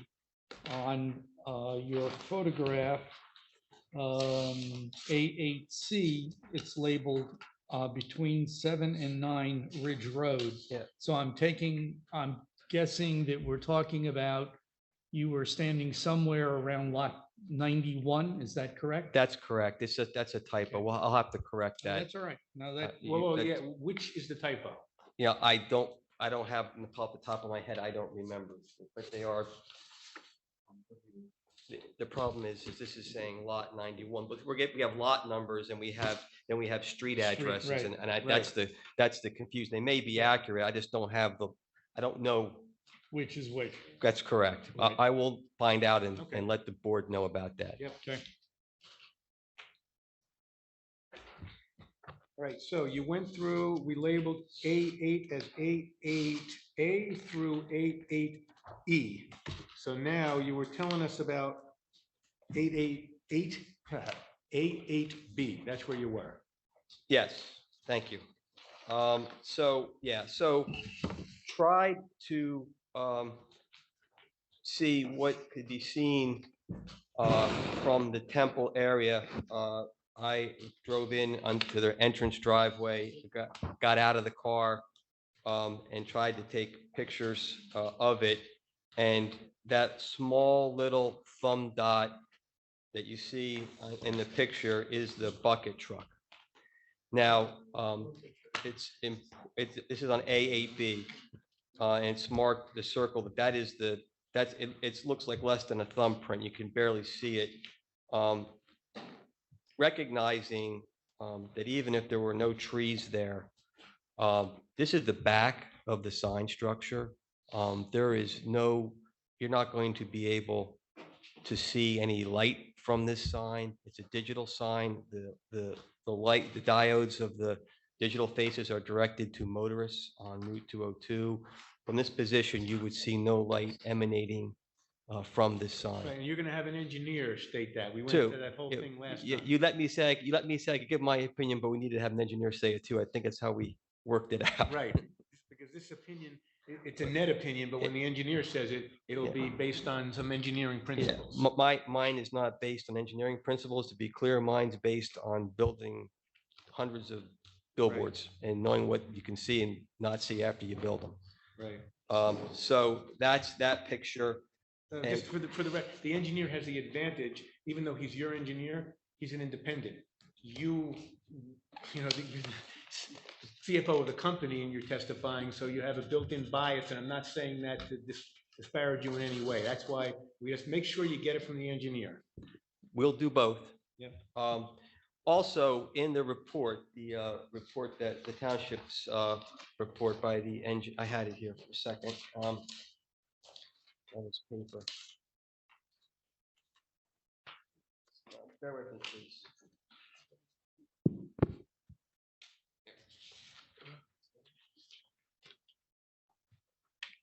Do you have a copy? Yeah. So the report mentioned the temple. It also mentioned that there, I believe that there was the lots one, if you go back to A7A, that lots 113 and 112, you could see the bucket truck. I took pictures, but none of them came out that showed it, but I can represent to the board that it looked very similar to A8B. It was a little thumb print. And again, we're talking about a location where you are well behind the sign. In this case, 930 feet for lot 1.12 along Barley Sheaf Road, and 800 feet, the other residential lot mentioned in the report at lot 1.03 is 800 feet away from behind the sign. They will see no light from this digital board. It just, I guess, will be confirmed also by our engineer, but you couldn't measure, you'd measure 0.0 foot candles on any of these properties with respect to this sign. It is behind the properties are behind the sign and substantially behind the sign. In my opinion, there's zero impact to these properties based upon this sign. Is that based on looking at the sign from the ground or the second floor or? It's not based from, I looked at it from the ground. But whether it's from the ground or the second floor, I'm confident that there'll be no impact to these properties from this sign that's 930 feet away, and these properties are behind the sign. Engineer but this is just based upon my experience of doing this for 30 years. Yeah, And have you ever looked at the sign from the second floor to see whether there's a difference? we have gone into bedrooms of people's homes before. Now, there can be a difference. I don't believe in this case it makes any difference. I'm not saying that that couldn't have an impact in certain situations, but not here. Okay, why do you not think it would be here, whereas in other situations, you've seen it be different? Because you're behind the sign and you're 930 feet behind the sign, And that's the why. engineer is going to give engineering principles about that, correct? He's going to give his opinion based upon his view of the same exhibits and being at the bucket truck and doing the same thing that I did. That's correct. But no, but the engineer is going to talk about if he was at the second floor. Oh, I don't know. I didn't. We did not go into somebody's house. No, you're I'm missing the point. Okay. Oh, he'll give his, I didn't ask him that question, but you can You ask, will. you can ask him that question. You don't, I will. Okay. All right. Okay, so that's really the, sure. The lot 37, you have a dimension of 740 feet to the second building. Wait. And not in the first It's building. A7A, A7A. Jeff, I'm not hearing you at all. Just grab this mic. Oh, The northernmost building, you don't have a dimension to that building. yeah, we can get that for you if you want. It wasn't intentional. It's just that when building was completed, I think that's why it was done that way, but we can give you the dimension to the other building. Jeff, do you know what that building is that's going to be constructed there? I believe it's a residence and a, Yeah, it's the priest quarters for the temple. Okay. and were you able to get a picture from that building? No, I didn't go that far onto the property. I didn't feel comfortable going that far on the property, but again, and we can get the measurement for you. You're talking about a location that's behind the sign and it's going to be shielded by the hotel and by all the vegetation that's there. But we can get another picture for you of that area and we can, and provide you with the distance. Because we visited that location and the vegetation isn't as heavy as maybe I- as it looks on the aerial. By the way, if you contact Jeff offline, Jeff can give you the contact information for the people who can let you on the property. John, not getting you on here. If you contact Jeff offline, he can get you the contact information for the people that let him on the property, so you can go on the property, take a picture.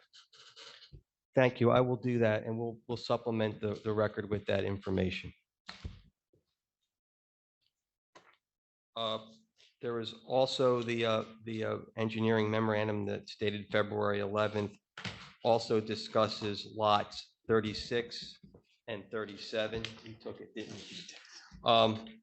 Lots 36 and 37. Lot 36 is owned by the property owner, our landlord.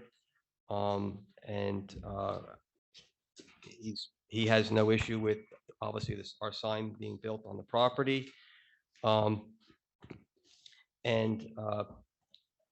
again, that both lot 36 and lot 34, they are a little bit behind the sign. The sign is V'd and it's then directed to motorists on Route 202 in both the north and southbound direction. No, it's 34 and lot 36 are behind the sign? not behind. I'm saying the sign faces are V'd to Route 202. So they're somewhat to the side, but they're not.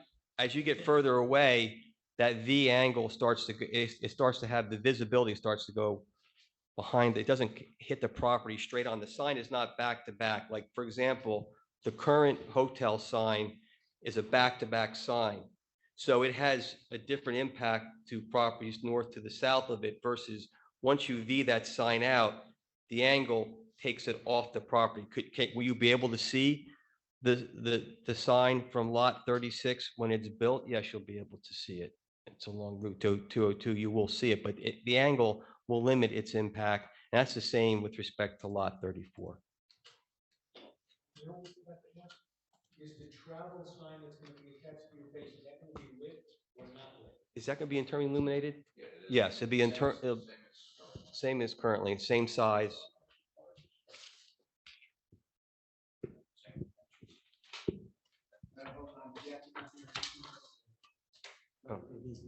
And he's not sworn. That really has to be done by you. Okay, we'll start this one up again for you, Jackie.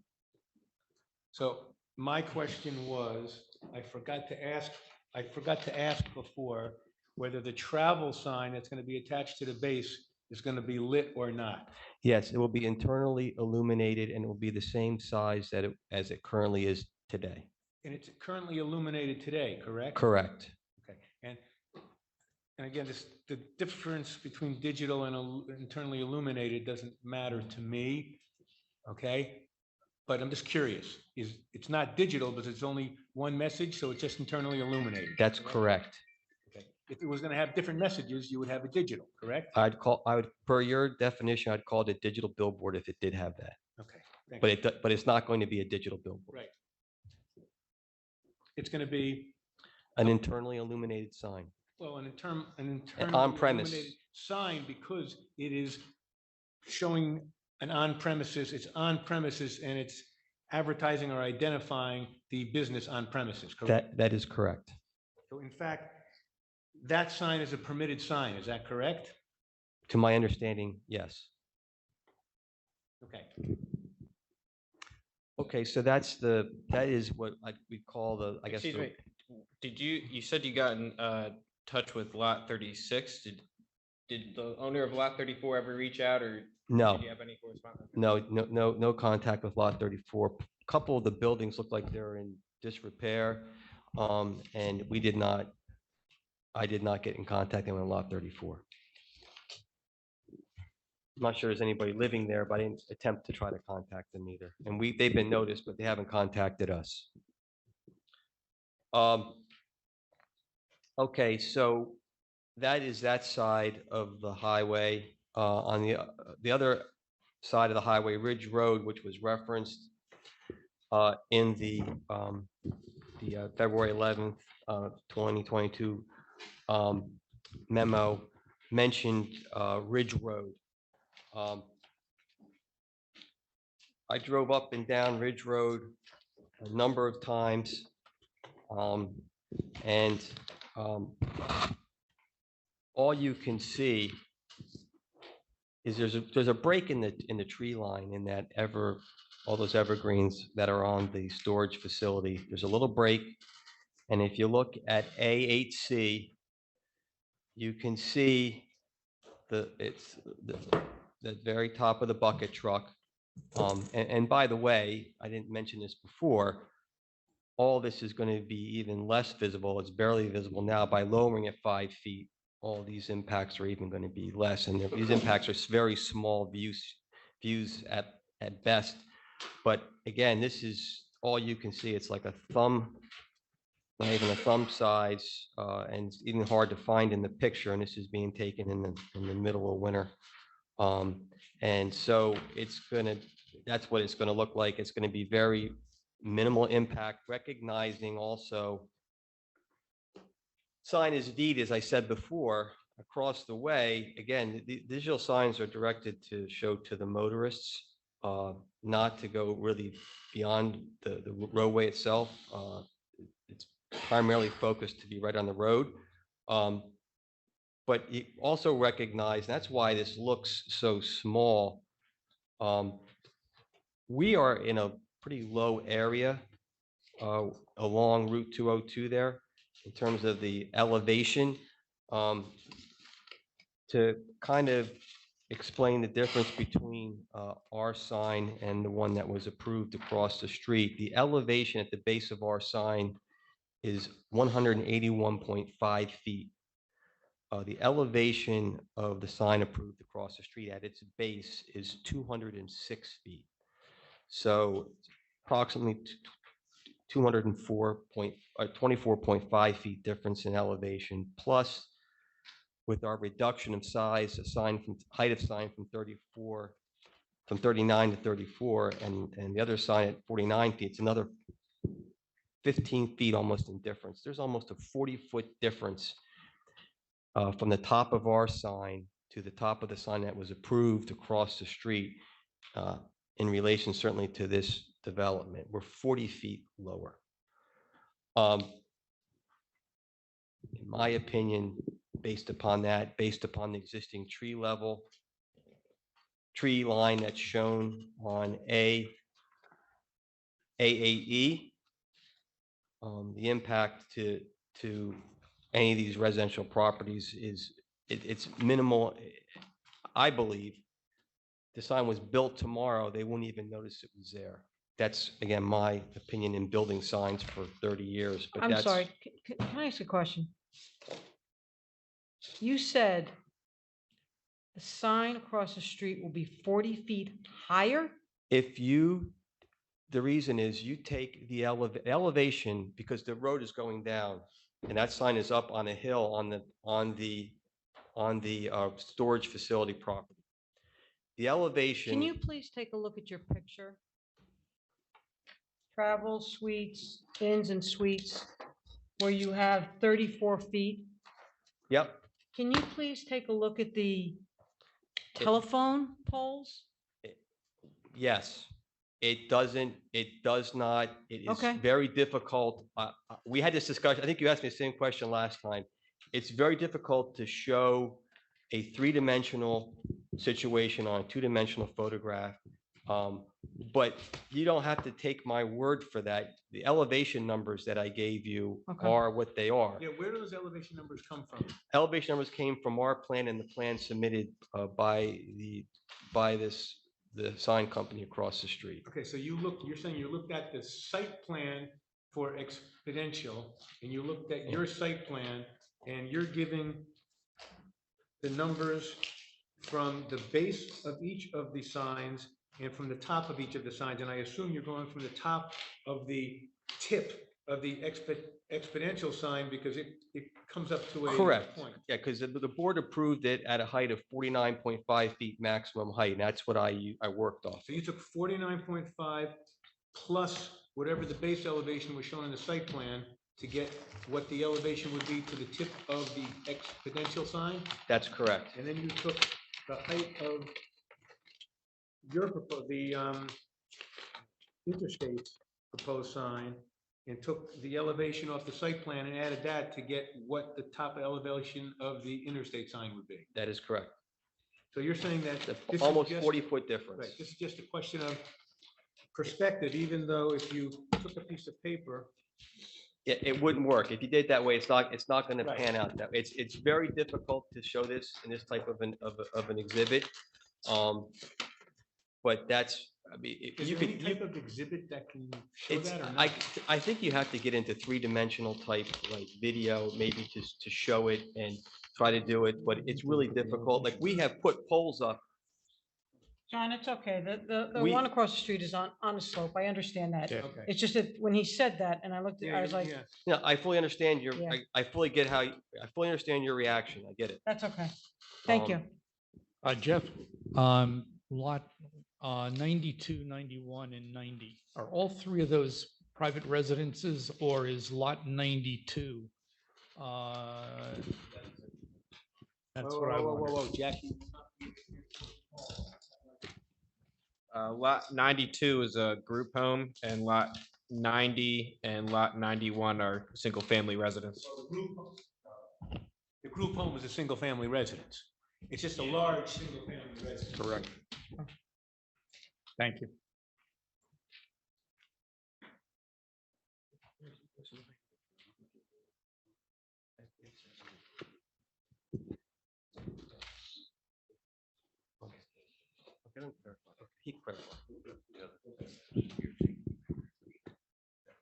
Mr. Dominio, just so you know, I know, Okay. the board spent a lot of time with Exponential over those lots. A lot of time. For the record, it's, I thought I was projecting. Wait, you need to You give need a them mic. For the record, it's experiential. Experiential, I'm sorry. Exponential is mathematics related. Experiential. That's why I say the sign company across the street is like. The sign company across the street, just so you know, the board spent a lot of time specifically with what those three homes would see from their second floors. And made the sign company across the street do things to the back of its sign. Just, I don't know if it's in the resolution or not, but, and I'm not testifying, but I'm making a representation. And Tony can confirm that because he's on the road. Have I accurately? Yes. Mr. Gerber, the memorandum of February 11th, 2022, did you want to make any further comments on, did you go through each of these locations? Yeah, I think we did. I just went through them. With Ridge Road seemed to be the issue of concern with that memo, and then we discussed the locations on the, behind the sign. And I need to get some additional information to the engineer on the issue of the temple, and we'll do that and get that done. Okay. And just, I guess, just note also, Ridge Road, those homes, those three homes there, lot 90, 91, and 92, they're all 550, 600, 630 feet away too. Significantly different distance away than the sign that was approved by the company across the street. What's the square footage of your bucket? I'd have, But no one can, just tell, just, it's 40 inches by 40 inches. So So that's about 12 square feet, that's correct. and the sign is what, 396? Yeah, it's an, yes. Yeah. So that's like 35 times the size? That's correct. Whatever the So multi, in your whatever the, opinion, would that make a difference?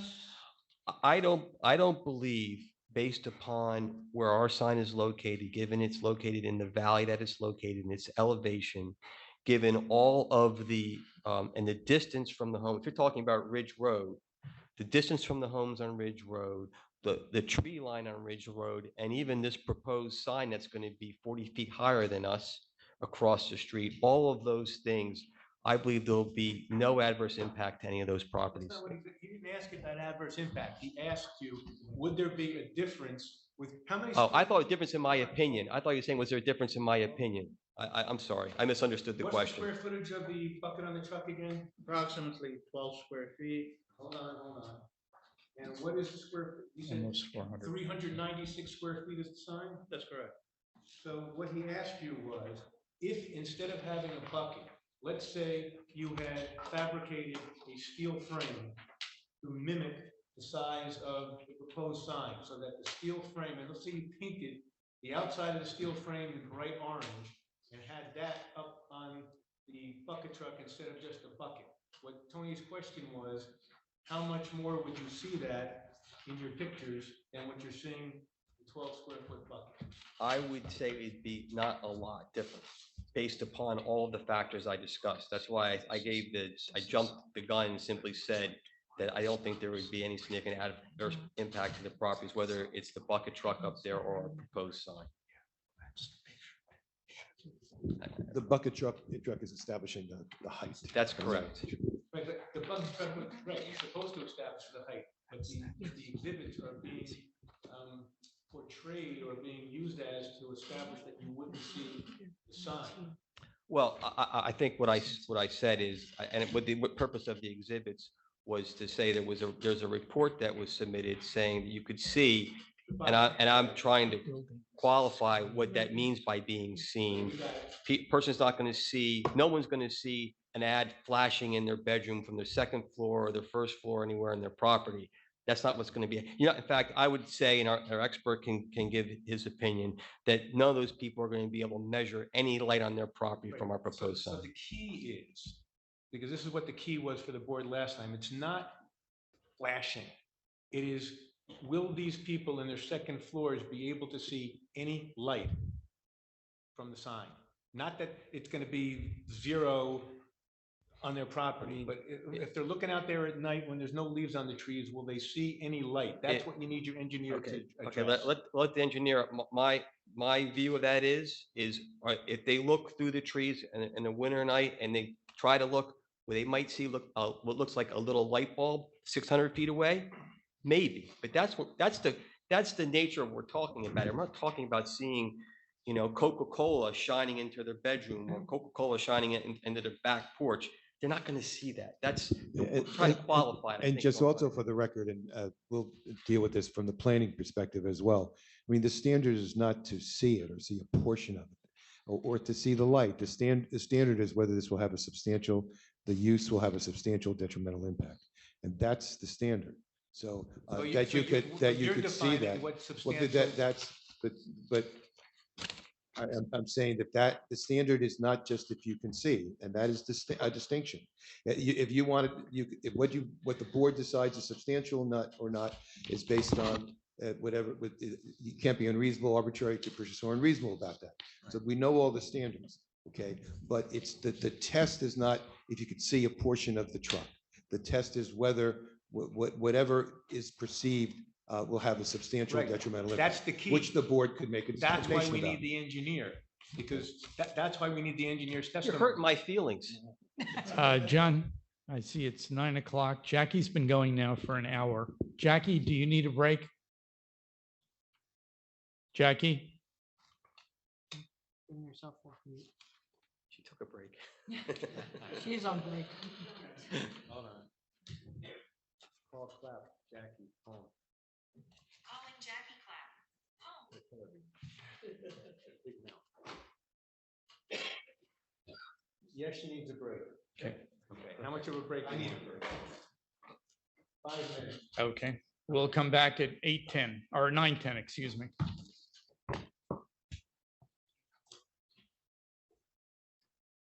Hey, Roger. Yes. Can we, John. hold on.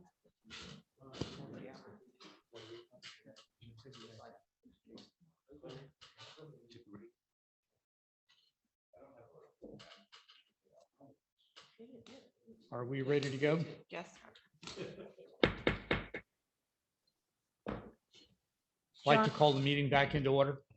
Yes, I believe that someone in the public had a procedural question that they wanted to ask. So if that member of the public, go ahead and ask your procedural question. Sure. At what time will the public be allowed to make comment on and ask questions of the witness and just make comment regarding the application for the digital So signage? what happens is the board goes witness by witness. So we started with this witness on December 2, and we're still with this witness, and he hasn't finished his direct. Once he finishes his direct testimony, what you're seeing is the board experts and some of the board members are interrupting him. And quite frankly, we really shouldn't do that. We should just let him go and ask questions at the end, but the board finds it's more efficient to do that. But for the public, after he finishes his direct, then the chairman says, okay, do any of the board professionals have any questions that they haven't already asked? And then he says, do any board members have any questions that they haven't already asked? Once they finish that, then he says, do any members of the public have any questions for this witness? And that's when the public gets to cross-examine and question this witness. And then when all the questioning of this witness is done, he's excused, unless he wants to stick around. In this case, I think he's going to stick around. Some witnesses get excused, and then they go to their next witness. And and it goes like that, witness by witness. At the very end of the case, after they hear from their last witness, then the chairman says, okay, do any members of the public want to make sworn comments under oath? Then I will swear you in and you'll make your comments. Comments are not going to happen tonight. I can promise you that. And this hearing's not going to finish tonight. I can promise you that. This hearing's going to be continued to April 21st, when they will hopefully get a couple more witnesses. Right now, it's a little bit a slow go, but this particular witness is like laying a factual groundwork that I think a lot of the other witnesses are going to expand upon. Does that answer your question?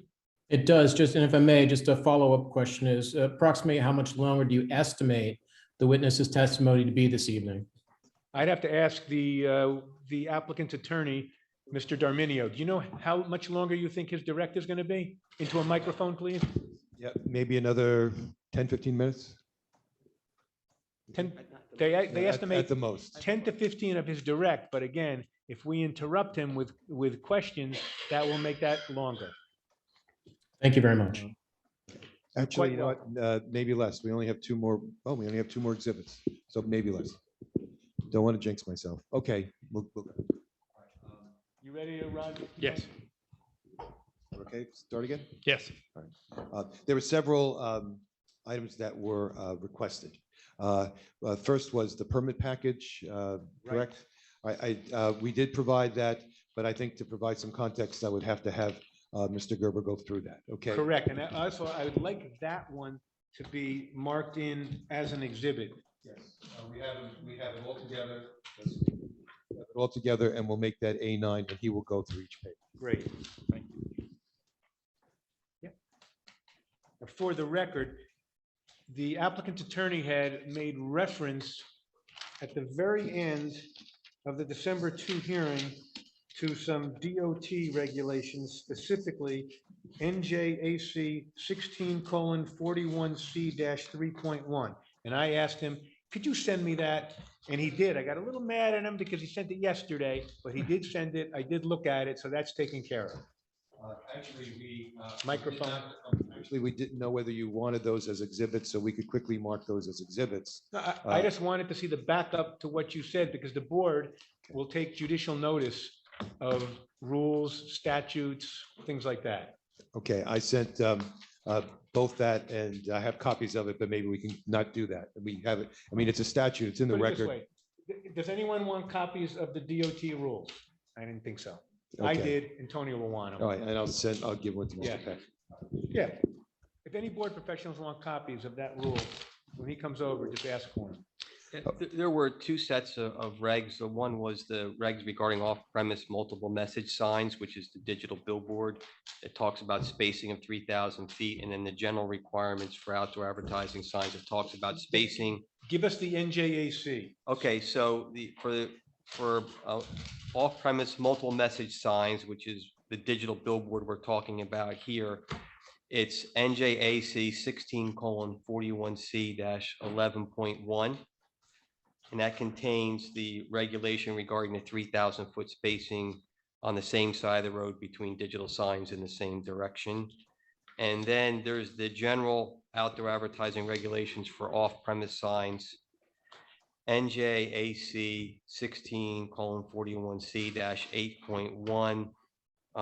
That just talks about how you measure between signs, talks about the signs being in a commercial or industrial zone. Okay, so you have sets of both of those sets of regulations? Yeah. So why don't you give hard copies out to everyone here at the board table? But keep on going while he's doing it. Okay, so that's that. And then the next exhibit, which is A9, which is our New Jersey Department of Transportation outdoor advertising permit package that Mr. Drill, you requested. It starts with a cover letter enclosing our application for an outdoor advertising sign. The next page it's a two-page document. First page is the cover page showing the location of the sign and some other information that DOT requests. The next page is the back of that application, which talks about the fees and other requirements associated. Are all the conditions included? Not the conditions that, well, it does include a lot of the conditions that I mentioned, but for example, on the back page I'm talking about, it doesn't include the 3,000-foot spacing for multiple message signs. Right, those are in the regulations. Right. But I'm saying when that permit is subject to conditions, and I just want to make sure that Exhibit A9 includes the conditions that it's subject to. Yes, it does, and it also, by virtue of the permit, once it's approved, is subject to all the regulations that we handed out as well. Understood. Okay, the next document. Hold it, whoa. So Okay. let's get A9 handed out by someone. Oh, I'm sorry. I thought it was done. I'm sorry. Oh, this is A9? Yeah. Oh, okay, A9 Okay. has been handed Yeah, out. I'm sorry. I thought. I'm going in order of the application. It was submitted out. To the next page of this package. Just for the record, I want to make sure I'm marking what Mr. Gerber has.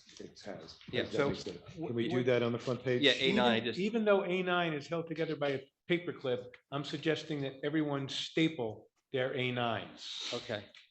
That's A9. Okay, you want to. So we don't have to go A, B, C, D, E, F, G, and go through most of the alphabet.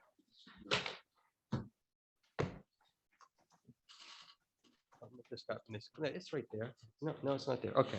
All right. Well, A9 consists of, make sure everybody has it. 1, 2, Count them. 3, 4, 5, 6, 7, I got 8, 10 pages. 9, 10. That's correct. Okay. Which page has the conditions? It, Page it's 3? page 3, which is the back of the application, contains the conditions for the permit. But as I said before, it's also subject to the regulations too. So it does not include everything that this permit's subject to, but it's most of them. The next document is simply the letter, is the letter authorizing us from the landlord to apply for the state permit. The next document dated March 16, 2020 is an approval from the Department of Transportation for that permit. And then we have to send a check in once you get approved, which is the March 26, 2020 letter. Whoa. Go to the March 16th letter. So the Yes. second paragraph says, state law requires that this permit for a new outdoor advertising sign shall be a conditional permit. Please be advised that this conditional permit does not yet grant you the full authority to erect the sign until the condition required by this legislation has been met. To have this restriction removed from the permit, you must submit documentation to this office that a public hearing on the matter was held before the planning board or the zoning board of the municipality within which the sign is to be erected, affording the opportunity for public comment, and that all relevant approvals required by the municipality have been obtained, and that it cites NJAC 16:41C-6.3E, which I assume is where that requirement is found. Is that correct? Correct.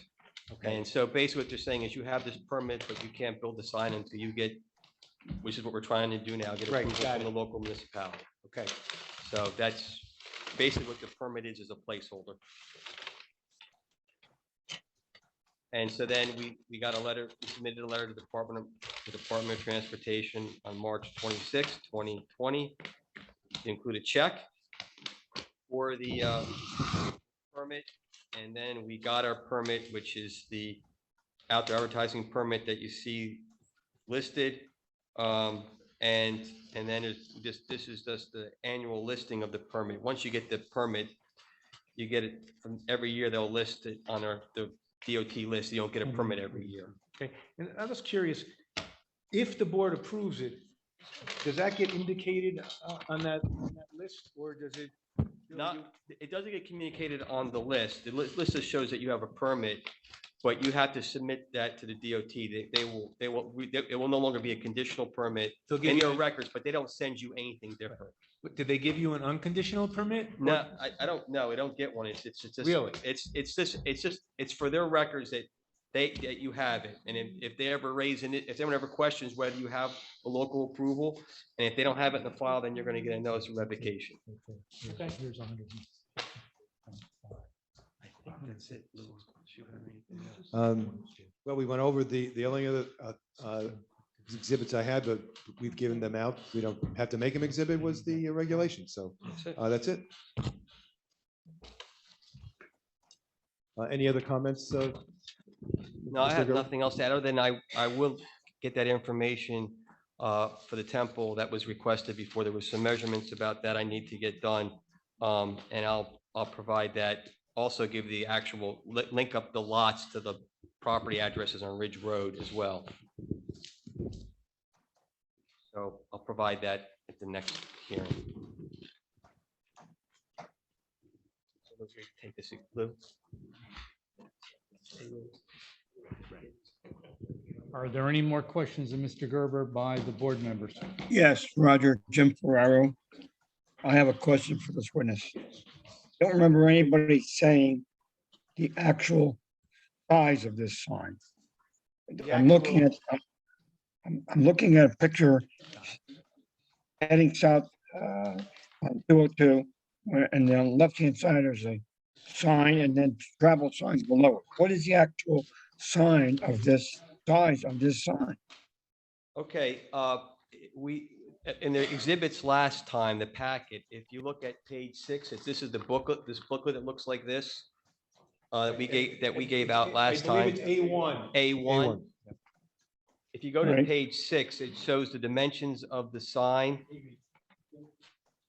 Well, why don't you just give them? Can you read the dimensions to Mr. Board Member Ferraro? Yeah, well, at that time, the overall height of the sign, sir, was No, 39. he doesn't want the overall height. He wants the dimensions. Oh, dimensions of the sign is an 11 feet high by 36 feet wide.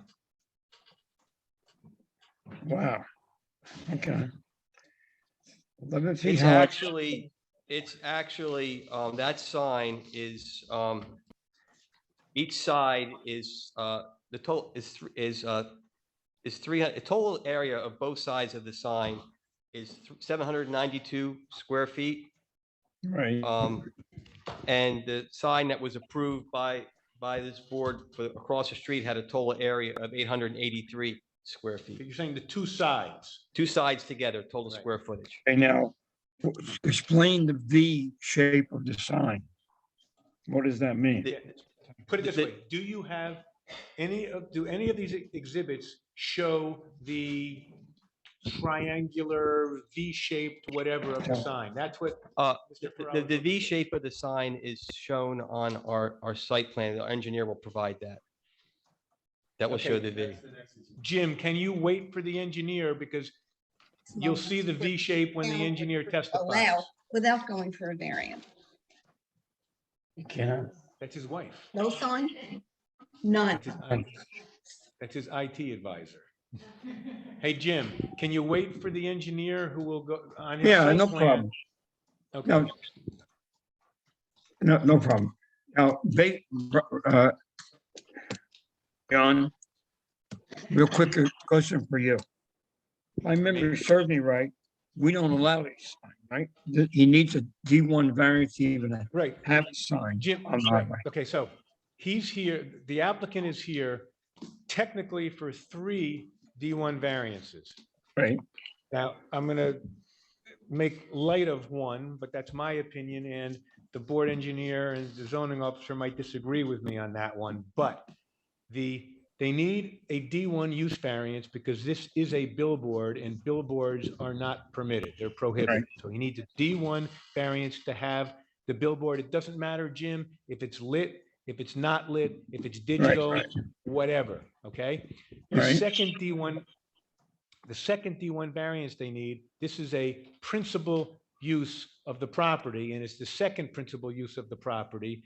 That's And right. as the board was just upheld by the appellate division last week, that under the Raritan Township ordinance, that you can't have 2 principal uses of a property. That's Raritan Partners versus Raritan Township Board of Adjustment. And that's an unpublished appellate division case. It's 53 pages long, and it upheld the board's interpretation of its ordinance.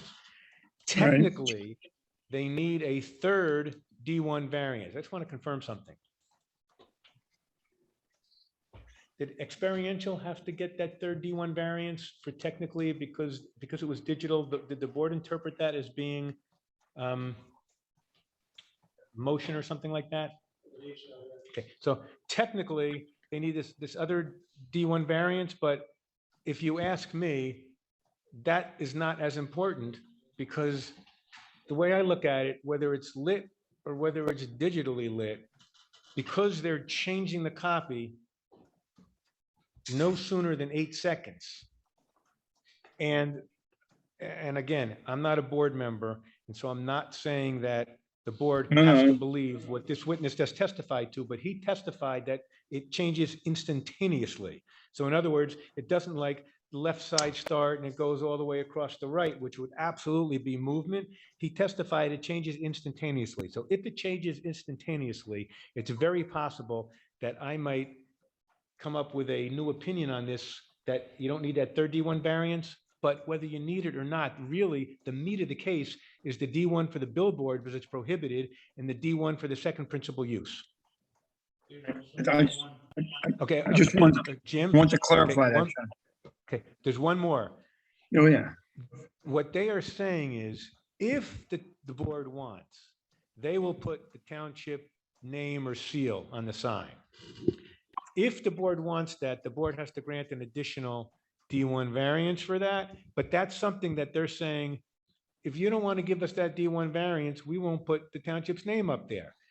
So that one's totally, if the board got to the place where it wanted to grant the D1 for the billboard, and I'm not suggesting, I'm not taking a position, I'm just saying, if the board wanted to grant the D1 for the billboard and the D1 for the second principal use, if the board wanted the township's name or seal up there, you'd have to grant another D1. If you didn't grant another D1, quite frankly, they don't care less because they're still offering to put the township, Name. the text, they're still offering The name. to do township messaging. Oh, the messaging. Oh, Oh, yeah, the yes. messaging. I'm sorry, Right, yes. right. Am Do you Mr. agree Drill or just- disagree? One thing, though, I believe if you read the ordinance, by the elimination of the emblem, I'm not sure that it's a variance is needed anymore. So Can they I put will. the name but without the emblem? I believe the name is okay, but I have Mr. McDonough to testify as to that. So maybe you could take a second look at that. I think the language has to do with really the emblem was what they Listen, offended. they'll check it out. So Jim, I'm a little fuzzy right now on that last one. It's an issue. I haven't really thought about that one like I thought about the other three. Okay? Okay. Got it. Thank you, John. Mr. Gerber, I had a couple of questions for you. Yes, sir. You were testifying about the height of the two signs, the one that you're proposing and the one that Experiential is proposing, and has already been approved. I just went back and looked at, and I realize you're not an engineer or a surveyor, but I looked at the material you provided to us. And according to my reading, it appears that the elevation of the ground at the base of the sign that you're proposing is approximately 140 to 141 feet. I took that off of the final site plan by Dynamic. 140. Cynthia Schaefer, my associate, happened to have the Experiential plan, and it appears that that elevation is 156 feet to the base of their sign. Now, the only person that could probably confirm that would be Tony. And my recollection is, Tony, I'm hoping you remember the height of the Experiential. It's on the plan. Cynthia, can you take a look? And I guess what I'm wondering is if you would repeat your testimony to us regarding the height of your sign relative to the other. If these numbers are wrong, they're wrong. I have to go back and review the plans. I want to review them myself. I don't have them in front of me right now, but I do want to review them. And I'm not the engineer. Right. And if And I'm not wrong, trying to hold you to something. No, that no, and I is don't, not and your I want area the of record to be expertise. correct. I don't want, if I Right. misspoke, I misspoke. Right. And we're not trying to, I'm not trying to pin you down. I'm just trying to get some clarification, because according to my calculation, that would, and we're going elevation now, okay? Because that's the only way you can really equate the two things. Correct. It would be, if you were then going by an elevation to the top of your sign, it would be at 175 feet elevation. But we're starting at 156 for Experiential sign, and I've forgotten the height. 46 feet, okay? For 46 feet for the Experiential sign? Because Correct. I thought I saw in It the looks like approvals. that would be what, 202? Where are you Right. taking it from? Whether it's from the top of the bank or the bottom of the bank? So if my math is correct, doing a quick calculation, it looks like 202, 202 feet. So that would look like it's 27-foot difference between the two. Your sign would be 27 feet shorter elevation wise than. I think what you have to do is you have to do height above ground level. And that would show it, because as was pointed out. That's the exactly base- what I'm trying to yeah, do. yeah, but the base may be 10 feet or 5 feet higher than the ground, which is then the ground level, which is then, you can't just go by the base. Okay. I think. So you know what we'll do? Let me have my engineer check Okay. it. We'll and double check do- it. we'll We'd double appreciate check it, that. And maybe they can do a section, a cross section. We'll figure out something. That would, We'll that would give be you an idea appreciated. of the relationship. If because- I misspoke, I No, apologize. no, I'm not trying to did- pin you down. No. I think the board is trying to get an idea in its mind of what is the relative height of these two in comparison to each other. I think Lou had a good idea. We'll do a cross section, have our engineer do it. and- That would be very and- helpful. And we'll have it accurate and everyone will be comfortable with it. That'd be very helpful. Thank you. The other thing you have to look into is to make sure the datum is the same on both plans, otherwise. We'll have the engineer who will know that. He'll have, 100% will make sure we get it And I correct. have one more quick question for you. And that is, I'm looking at A7B. And I'm also. A7B. Correct. And I'm also looking at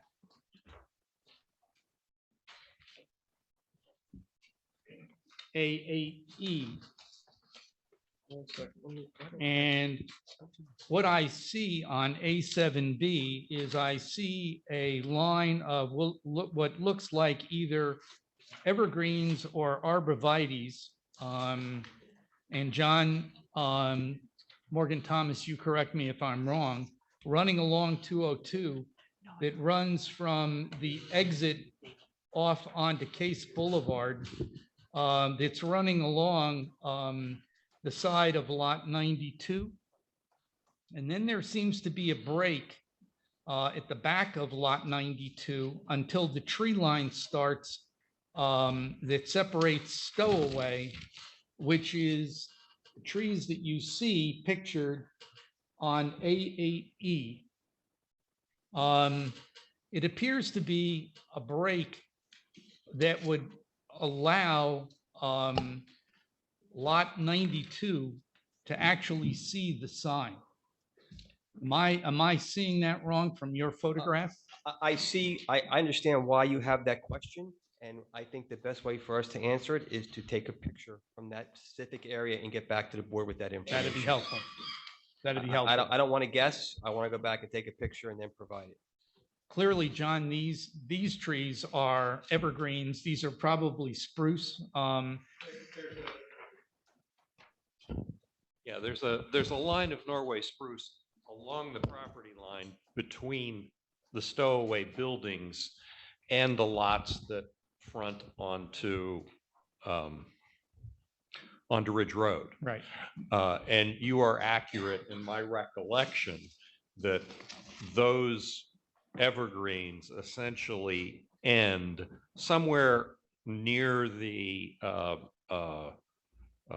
office building at the front of the Stowaway. And then while there is a lot of vegetation there, it's not evergreen. And I think this is something that came out of it, but that's based on my recollection. Okay. And I think we Do you- should certainly see the Do you have photographs. a recollection as to what the trees are that the evergreens, it looks to me like arborvitae. I actually think they're Norway spruce. Are those Norway spruce? that are running They're along Norway 202? spruce between the Stowaway buildings and Ridge Road. The ones along Route 202, I think were planted as part of a DOT project, and I think those are arborvitaes. Okay, okay. There's another aerial photograph in number 3 of the original exhibit that we submitted in A1 that kind of shows without having lines over top of it. It appears to be a break. There appears to be some type of evergreen type material in there. But again, I think the only way to really resolve this is with some additional photographs of that area, and we'll provide that to the board. That'd be very helpful.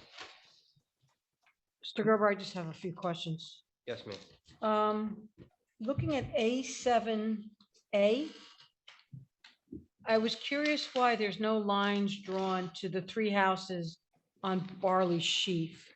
Is there a reason? There was This is- those lots were the ones that were identified in the report by the town engineer that we got. So that for lots 103 and 112 is why we did those and not the other ones on Barley Sheaf. They were the ones that were identified in the report, so we just responded to that. Okay. And going over to lot 34, do you know what those, is the structure that's closest to 202, is that the house? Well, there's the 2 buildings that are closest to the travel in. Mhm. Both appear to be in disrepair. One appears to be like, it looks like a garage or shed, and the other one appears to maybe be a house, but they're both appear to be vacant and in poor condition. The third structure that's further to the south or to the west, I don't know the condition of that home, that structure. I'm not sure. I don't know if anyone's living there. Okay. Tony, question for you or Jeff. The 3 houses on Barley Sheaf, is there no concern for the 2 because the building of the Travel Lodge blocks a view? But the one closest to 202 looks like it would be in line for I was gonna say billboard, I'm sorry, the sign. Digital billboard. Yeah. So I'm just curious, the one closest to 202 looks like you can see the sign, the other 2 going in, maybe blocked by the 2nd story or whatever the Travel Lodge is, but do you know? I mean, we drove through Barley Sheaf a couple of times. We didn't see any Okay, of that. Again, it's only 13 square feet or 12 square feet. Yeah. But as you can see on the aerial, there's a lot more vegetation in Yes. front of those three houses Yeah. than the rest of Okay. the site. All right, thank you. I think just to supplement that, I think also the topography there, there's a large slope there, I think that may also prevent that as well. But we can take a look at that again too, if you have questions and report back on that. If you'd like me to. I'll take a look. Okay, And if I have any questions, I'll let Tony know. okay. Thank you. In the interim, I looked at the ordinance. Definition of sign, it's on page 296:27, and in my opinion, they do not need a D1 I'm not hearing you, Jonathan.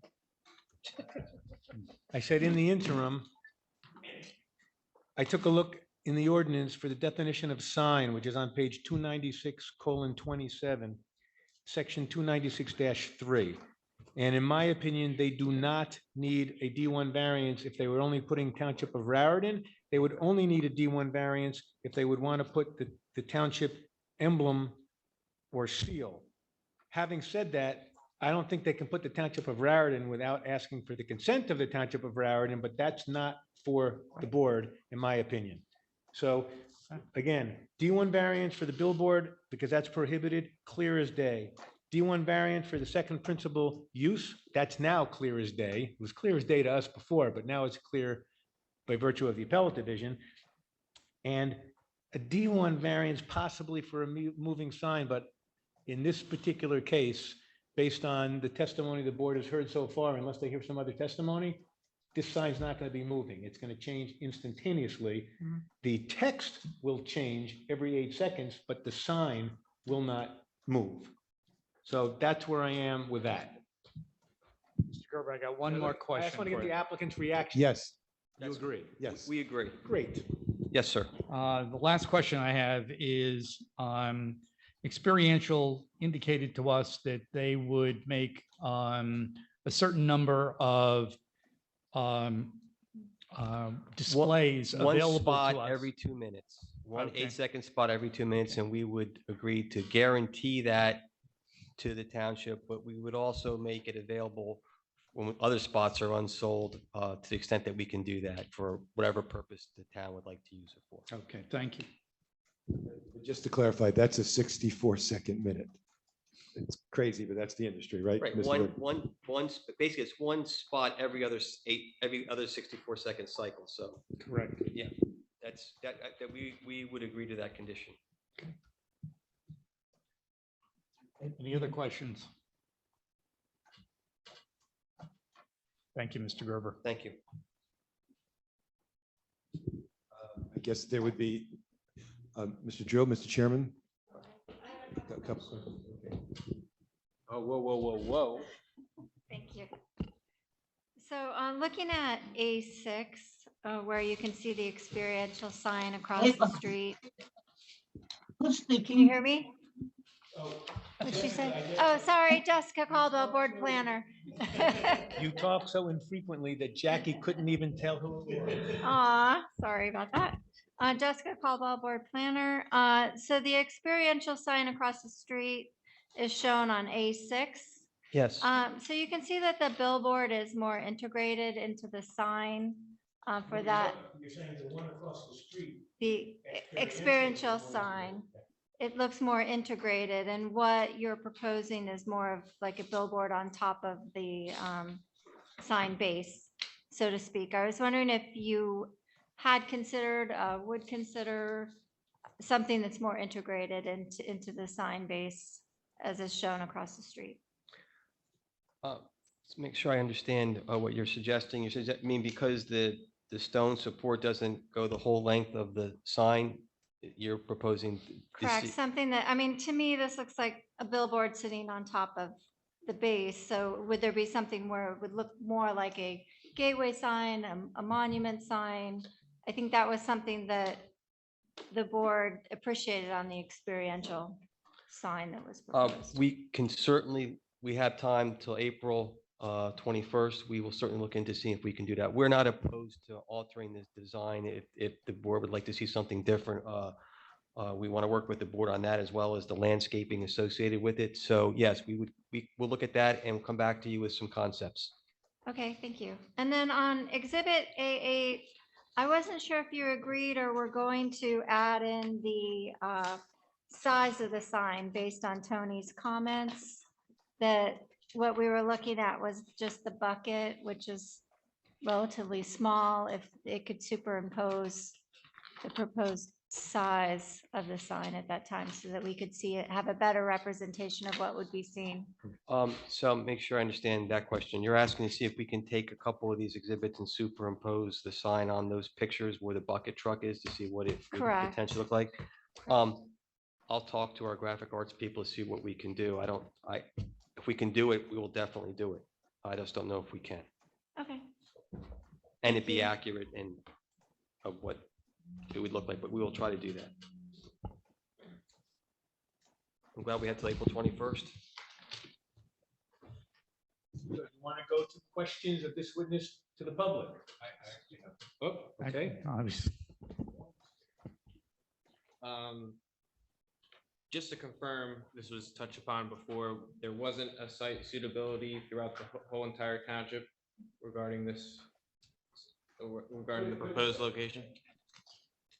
Did you look at the southern end of the township for a gateway location rather than the northern end? Or the northern on 31.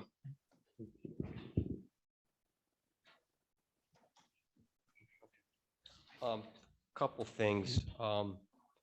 There are state permits on the opposite end of the town. If you look on the DOT permit list, that would preclude a number of opportunities on that side. I don't know whether they're going to be on-premise digital or not, but the car dealers over there have a couple permits, and someone else does.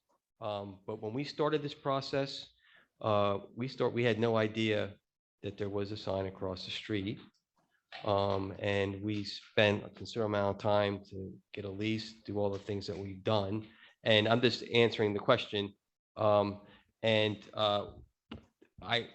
I have not at this point looked at the opposite side of the township. And also I believe that the zoning over there is a little different than it is here too as well. It's prohibited in the entire township. I'm talking about the commercial versus industrial. There are some residential. It gets more residential as you get further west. And if you're not in a commercial or industrial zone, you cannot get a state permit, and therefore you cannot sign up. Is it because there are other sign permits called, or is it because there's residential? The two factors make the opportunity extremely limited.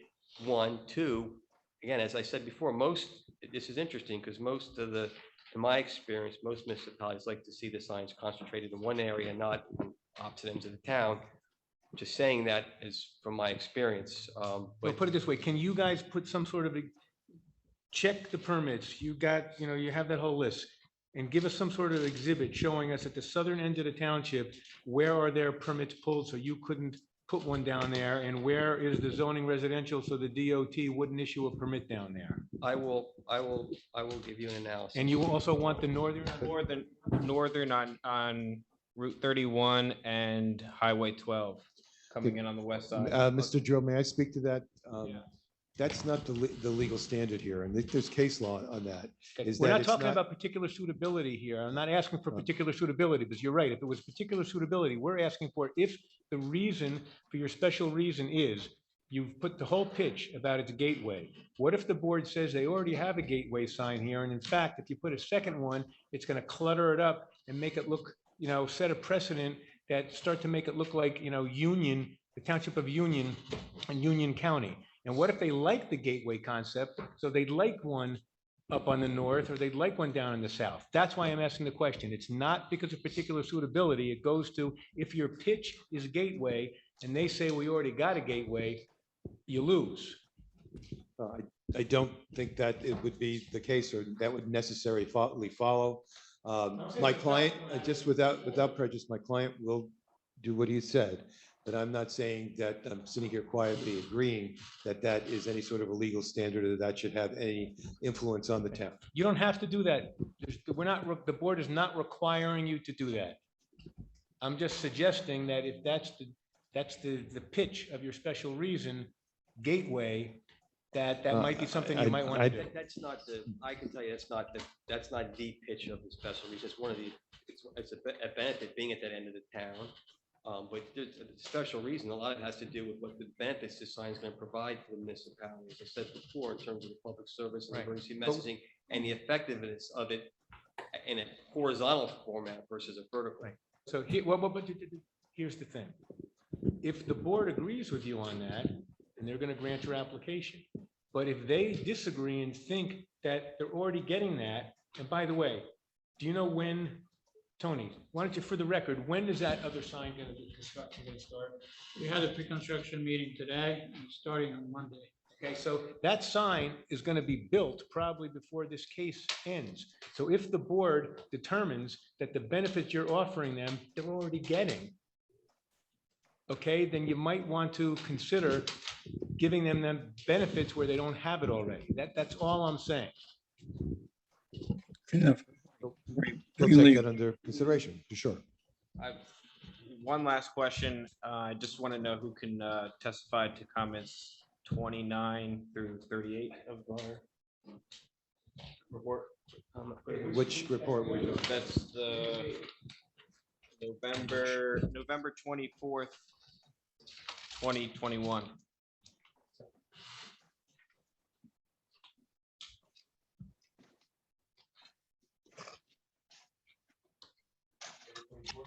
Yeah, November 24th, 2021.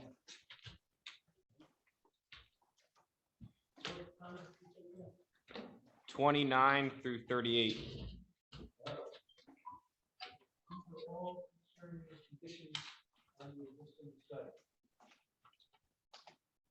Let me guess, it's not going to be the woods. Okay. But it may be. I had 4 reports, I'm sorry. Now, I'm not finding this one. But I remember the report that had to do with condition, modification, and I think that we did it. I'm not hearing this. Yeah, I remember. I'm going to show Mr. Darminio the comments.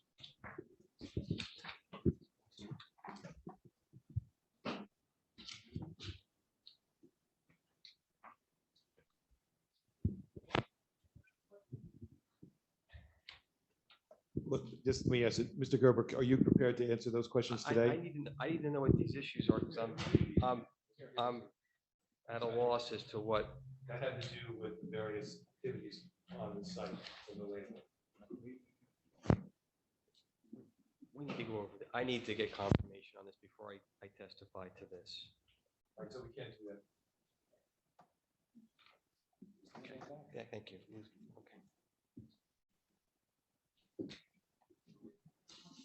Okay. Jim, I think, was trying to ask a question. Jim, were you asking a question? Jim Ferraro? No? Are there any more questions from our expert witnesses? No, I just want to let the applicant know there's a couple more violations besides what's on the report since December 17th. One of them is a van with the signage on it parked right illegally with where the parking wasn't striped. And they're parking a car in front of the restaurant between the parking lot and the steps going to the restaurant. Really? There's not a legal parking space there? They're just parking it there? They're So what's parking it between walking from, again, the parking spots to the restaurant, illegal parking. It's not rational, but it's happening. We'll address it with the property owner and we'll report back. The biggest thing is there's somebody living in that restaurant behind That the shed or issue I can something. talk about now. Yeah. We did discuss that with the owner. The pictures, there's no one living inside that restaurant and we have pictures. Not in the restaurant, next to the No, restaurant. the building next to the, whatever. Yeah. Yeah. We saw it. We witnessed it. How long ago did you witness that? Because we took pictures, like, I don't know, when was the picture? I mean, my department witnessed it, so did the fire marshal's office as well. Yeah, a month ago, pictures were taken and there's no one living in there. And we've been told that. Why don't you go back for a surprise visit and find Yeah. out? You hear that, Tom? Yeah, there's a supply room at the restaurant. That's the room that someone's living in. Someone's living there. Yes, that's correct. That's the room. Okay, we'll confirm. We've been there, we've taken pictures. There was no one living in there, but we will confirm this with the landlord. If you told them you were coming to take pictures, probably the guy wasn't there. If you go when you're unannounced and surprise them, you might find them. Okay, we'll do that. And listen, we'll explain the importance of this to the landlord. Hold on, Jackie. Okay, then let's go on your phone then. Okay, she froze. She'll take it over here. What was Okay. the last thing you got? The last thing I got was whenever, okay, it just came back on. Okay, never mind. Okay, bye. Okay, I understand the issue and want it to John, be taken care of. We're at 5 minutes to 10. Right, but We have some members of the public. Do you have questions? questions only at this point. No commentary. No, I have a question. Hi, my name is Michael Cook. Got a quick question. Whoa, whoa, whoa, Can you hear me right, okay? Yes. Can you Oh, identify terrific. yourself? Yes, my name is Michael Cook. I live at 12 Woodside Lane. That's between Barley Sheaf Road and Case Boulevard.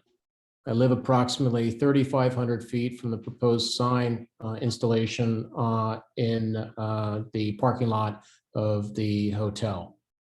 Okay, and you have questions only at this point for the witness. That's correct. So the Go ahead. first question for the witness is, from what distance will the sign be visible to someone driving south on Route 202? Well, we have another witness that has an exhibit that will go through the visibility from the road. By the way, is that your engineer? That's a traffic engineer. Traffic engineer. Okay. So your testimony is you don't know. No, it's not that we don't know. It's that we have another witness. We have a witness who can give you exact distance. Is that witness here this evening, or is that person will be produced next? No, that witness will be here on April 21st because the board is going to continue this within a couple minutes because their normal cutoff time is at 10 o'clock. Sure. These are supposed to be questions for this witness related to what he testified to. Sure. I thought he was testifying to the placement of a billboard on Route 202. Well, yeah, well, I know. Quite frankly, I think we let him testify a little beyond his, let's say, technical expertise. And that probably led you to ask that question, but they do have experts to answer that. Understood. So maybe he could answer what the estimated read time is for this billboard. That's a traffic, that is the testimony of a traffic expert, and we have a traffic I expert. thought Lead time for the billboard to be He constructed. said read time, read time. Oh, read Yeah, time. the amount of time that, maybe then you could answer the amount of time that you'll be selling the spots. So how long is the dwell time for the each one of the ads? I can answer that question. The 8-second periods. Okay, so, and are you familiar with the speed limit on that road? I believe it's 50 miles an hour, but I'm not sure. 55, if that's a stretch. 55. Yeah. And so 8 seconds is what you said? Yes. For the dwell time? Okay. So at 55 miles per hour, I just respectfully object. We have a Well- traffic engineer who's going to go through that exact testimony. Put it this way, it's not a basis to object, Just say okay? But it's more efficient if whatever he answers, he's going to say, I'm not sure, I think they have a traffic engineering expert who can answer all the questions you have very precisely. terrific. Yeah, what is your budgetary estimate for the number of impressions that per day that you'll get from this sign? That's irrelevant to a land use matter, I would think. I mean, it's how much money we make out of it is what you're trying to say? No, Is that I'm your asking question? how many times will it be viewed per day? Oh, how many times will it be viewed? Yes. Are you asking, he's not going to be able to say how many people are going to view it. If you're asking him, if they switch it up every 8 seconds, if you're doing 24 hours, take that multiplied by 24 hours. Is that what you want to know? Well, so from a CFO's perspective, he would have a financial plan for that specific billboard. Those financial plan would be based upon the cars passing it on a daily basis, Yeah, and also the dwell time.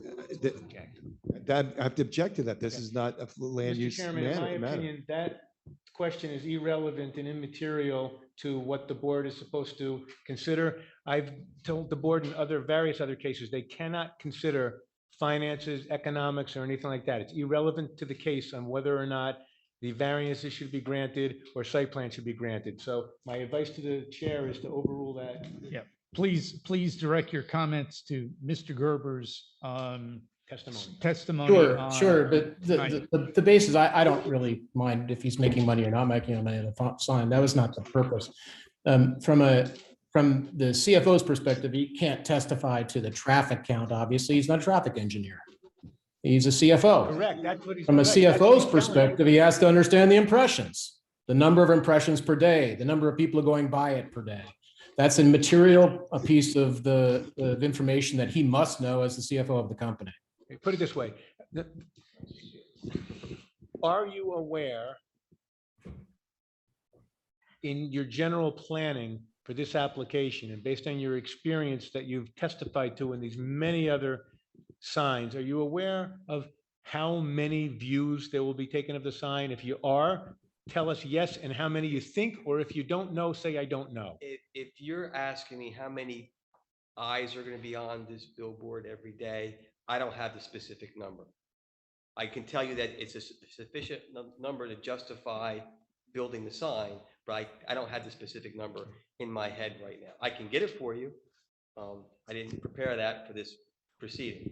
If you want to offer it, I wasn't going to ask you, but if you're going to offer it, that's up to you. No, but I would have to take a look at that. I don't think it's relevant. I gotta tell you, I've been doing this for a very long time, and that's the first time anybody's asked the number of impressions. Are you going to object? I object. I objected already. Okay, no, you objected to something different. I happen to agree with Mr. Dominio that that's immaterial and irrelevant, and that question should not be allowed. I don't think it should be allowed. We've made it quite clear. You have to ask questions with regard to Mr. Gerber's testimony and evidence that he's presented tonight. And it is beyond the scope of his direct testimony as well.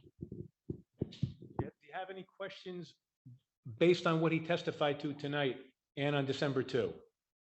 Yeah, I would just, for the record, I'd say that he did testify to the location of the billboard, the feasibility of the billboard, the location of the billboard. And my questions are just based on the number of folks who actually see it. I think that my belief is that those are all material to the decision. And it's also material to his testimony. Thank you. Yeah, and I've offered the board, my legal advice was that it's immaterial and irrelevant. I believe I'm correct and you're incorrect, but maybe we'll find out someday. But my advice to the chair is that those are inappropriate, improper questions. I would agree with that. And I recall reading in the material that was provided to us that I think there's going to be evidence provided by the traffic engineer regarding the number of cars going by each day. Right. So. Any other questions about something he testified to during the proceeding?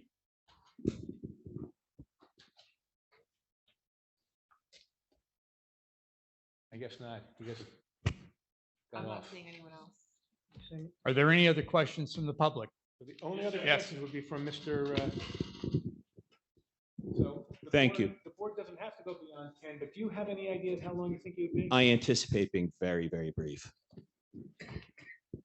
As the board's already asked me, perceptively asked many of the questions I would have asked, but I join in some of the questions about the Exhibit A8 sheets that depict, those are the bucket truck photos. And my question to you is, would the applicant be willing to take additional photos utilizing a drone from different levels, such as to replicate the view from a second story, as other applicants have been required to perform. Would you be willing to do that? Yes. Great.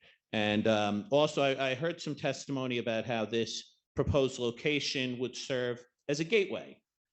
Gateway is a singular term, though, correct? Not in our business, it's not. Okay, so you have gateways. You have gateway signs, two signs that are on both sides of the road. In fact, that is considered a gateway, actually. Okay, well, common. thank you for that clarification. Appreciate it. That's it. Thank you. Any other questions from the public? Seeing none, so we'll announce that the hearing in this matter is going to be continued to April 21, and you're going to be sending in an extension of the time the board has to act till May 31, And there's no further notice, correct? and no further notice is required. Thank you. Thank you, everybody. Thank you, Mr. Gerber. Thank you, Mr. Dominio.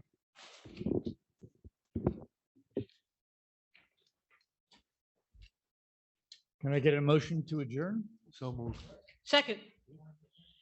All in favor? Aye. Aye. Any opposed? No. Good night. And I didn't even look at you, Randy.